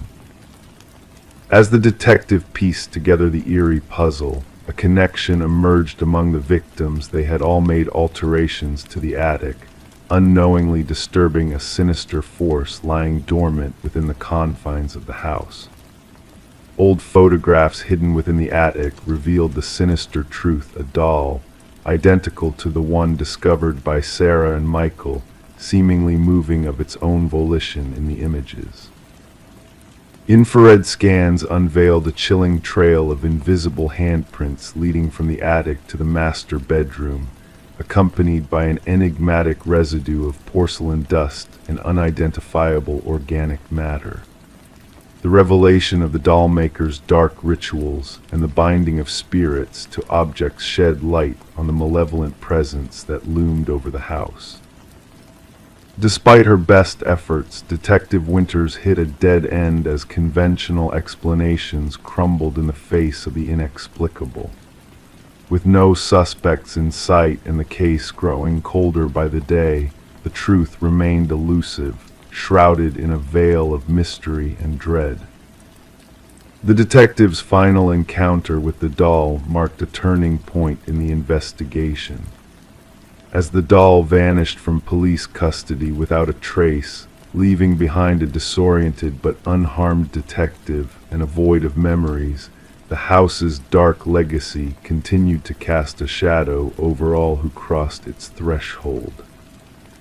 The house, tainted by its grim history, changed hands once more, its unsettling reputation driving down its value despite its architectural grandeur.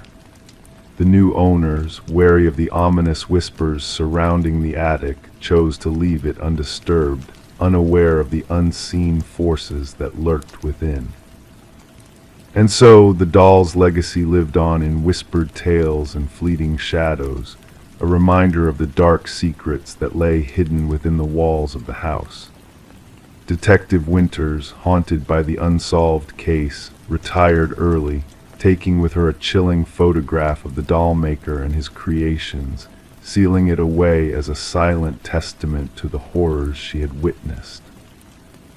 Though the attic remained silent and undisturbed, on quiet nights, a faint shadow would dance behind the attic window, accompanied by the soft laughter of a child echoing through the stillness, a haunting reminder of the darkness that dwelled within the house's walls, waiting to be discovered by those who dared to listen. Story 27. The apartment had sat in silence for months, a quiet observer of time passing by. When the new tenants crossed its threshold, they carried with them no expectations, only a readiness to uncover the secrets hidden within its walls, perhaps just dust, maybe some remnants of lives once lived. Yet a single door stood defiant, refusing to yield to their gentle nudges. It was a closet, shrouded in mystery, locked from within as if guarding a forbidden truth. With a determined push, the landlord broke the stubborn lock, anticipating mundane discoveries of old belongings left behind. But what greeted them was far from ordinary. The walls bore witness to a silent struggle, etched with deep, jagged lines that spoke of desperation and fear. And nestled in the corner, a relic of the past, a weathered flip phone, its screen illuminated by a single unread message, a ghostly presence in the dim room. Detective Morgan Shaw, a seasoned investigator accustomed to the darkness that lurked in human hearts, felt a shiver trace down her spine at the sight before her. It wasn't the absence of blood or overt violence that unsettled her, but the haunting implications of those frantic scratch marks a silent plea for help, a battle against the confines of that cramped space. "We need forensics now," she instructed her partner, Officer Reed, whose camera shutter clicked in rhythm with the echoes of the past. "And fetch me the records of the ones who came before." The message on the phone, stark against the silence that enveloped the room, whispered chilling words, "I know what you did." The landlord, a man of nervous disposition with perpetually moist palms, stammered about the previous tenant, a young woman who had vanished without a trace, leaving behind unpaid dues. "Kept to herself, quiet type," he muttered, eyes darting everywhere but towards the closet. "No trouble at all."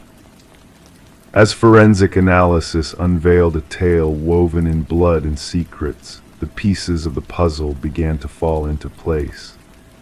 Emma Caldwell, a name etched in the shadows of the apartment, had vanished at the age of 28, leaving behind a trail of unanswered questions and haunting whispers. The closet, a chamber of confinement, spoke volumes of Emma's struggle for survival. Her absence was a presence in itself, unopened mail, a cold coffee mug, a bed meticulously made, a life abruptly interrupted. As the investigation delved deeper, a web of connections emerged. Phone calls left unanswered, a mysterious boyfriend shrouded in ambiguity, and an unknown number that echoed in the void left by Emma's disappearance. Surveillance footage, a silent witness to the unfolding drama, captured a shadow slipping into the night, an enigmatic figure whose identity remained veiled in darkness, yet whose presence loomed large in the shadows of the past. The revelation of Derek Mercer's fingerprints on the closet doorknob shattered the illusion of his demise, unraveling a tapestry of deceit woven with threads of deception and malice. "He faked his death," Shaw murmured, her gaze fixed on the damning evidence before her. "But why, and what ties him to Emma's fate?" The unknown DNA sample led them to another missing soul, Lynette Porter, a ghost of the past whose voice echoed in the silence of the apartment. Her tale intertwined with Emma's, a tragic symphony of captivity and despair. As the pieces of the puzzle interlocked, a sinister picture emerged. Derek Mercer, a phantom in the night, orchestrated a macabre dance of control and torment, his victims mere pawns in a twisted game of domination. The manhunt that followed stretched across boundaries, a relentless pursuit of a shadow that eluded the grasp of justice. But as the net closed in, Mercer's facade of normalcy crumbled, revealing a darkness that defied comprehension. In a remote property, a chamber of horrors awaited, where Lynette Porter's voice whispered of captivity and terror, a mirror to Emma's own ordeal. He made me watch, her voice quivered, eyes hollow with the weight of unspeakable horrors. He wanted me to learn the price of defiance. The evidence mounted, a damning testament to Mercer's depravity, journals stained with obsession, photographs frozen in time, and videos that captured the horror of Emma's final moments. The trial, a reckoning with the shadows that danced in Mercer's wake, laid bare the extent of his malevolence. A life sentence without parole was the verdict, a final chapter in a saga of darkness and despair. As Mercer's gaze met the eyes of his victims, a chilling smile played on his lips, a silent acknowledgement of a truth known only to him, a truth that lingered in the shadows, beyond the reach of justice. And as the courtroom echoed with the weight of their words, Lynette Porter stood tall, a beacon of resilience in a sea of darkness. While he rots in his cell, she declared, her voice unwavering, I'll be standing in the light. The echoes of the past lingered in the air, a reminder of the fragility of life and the resilience of the human spirit. Detective Shaw, a guardian of shadows, kept the door from Emma's apartment as a silent vigil, a testament to the strength that thrives in the face of darkness, a beacon of hope in the night.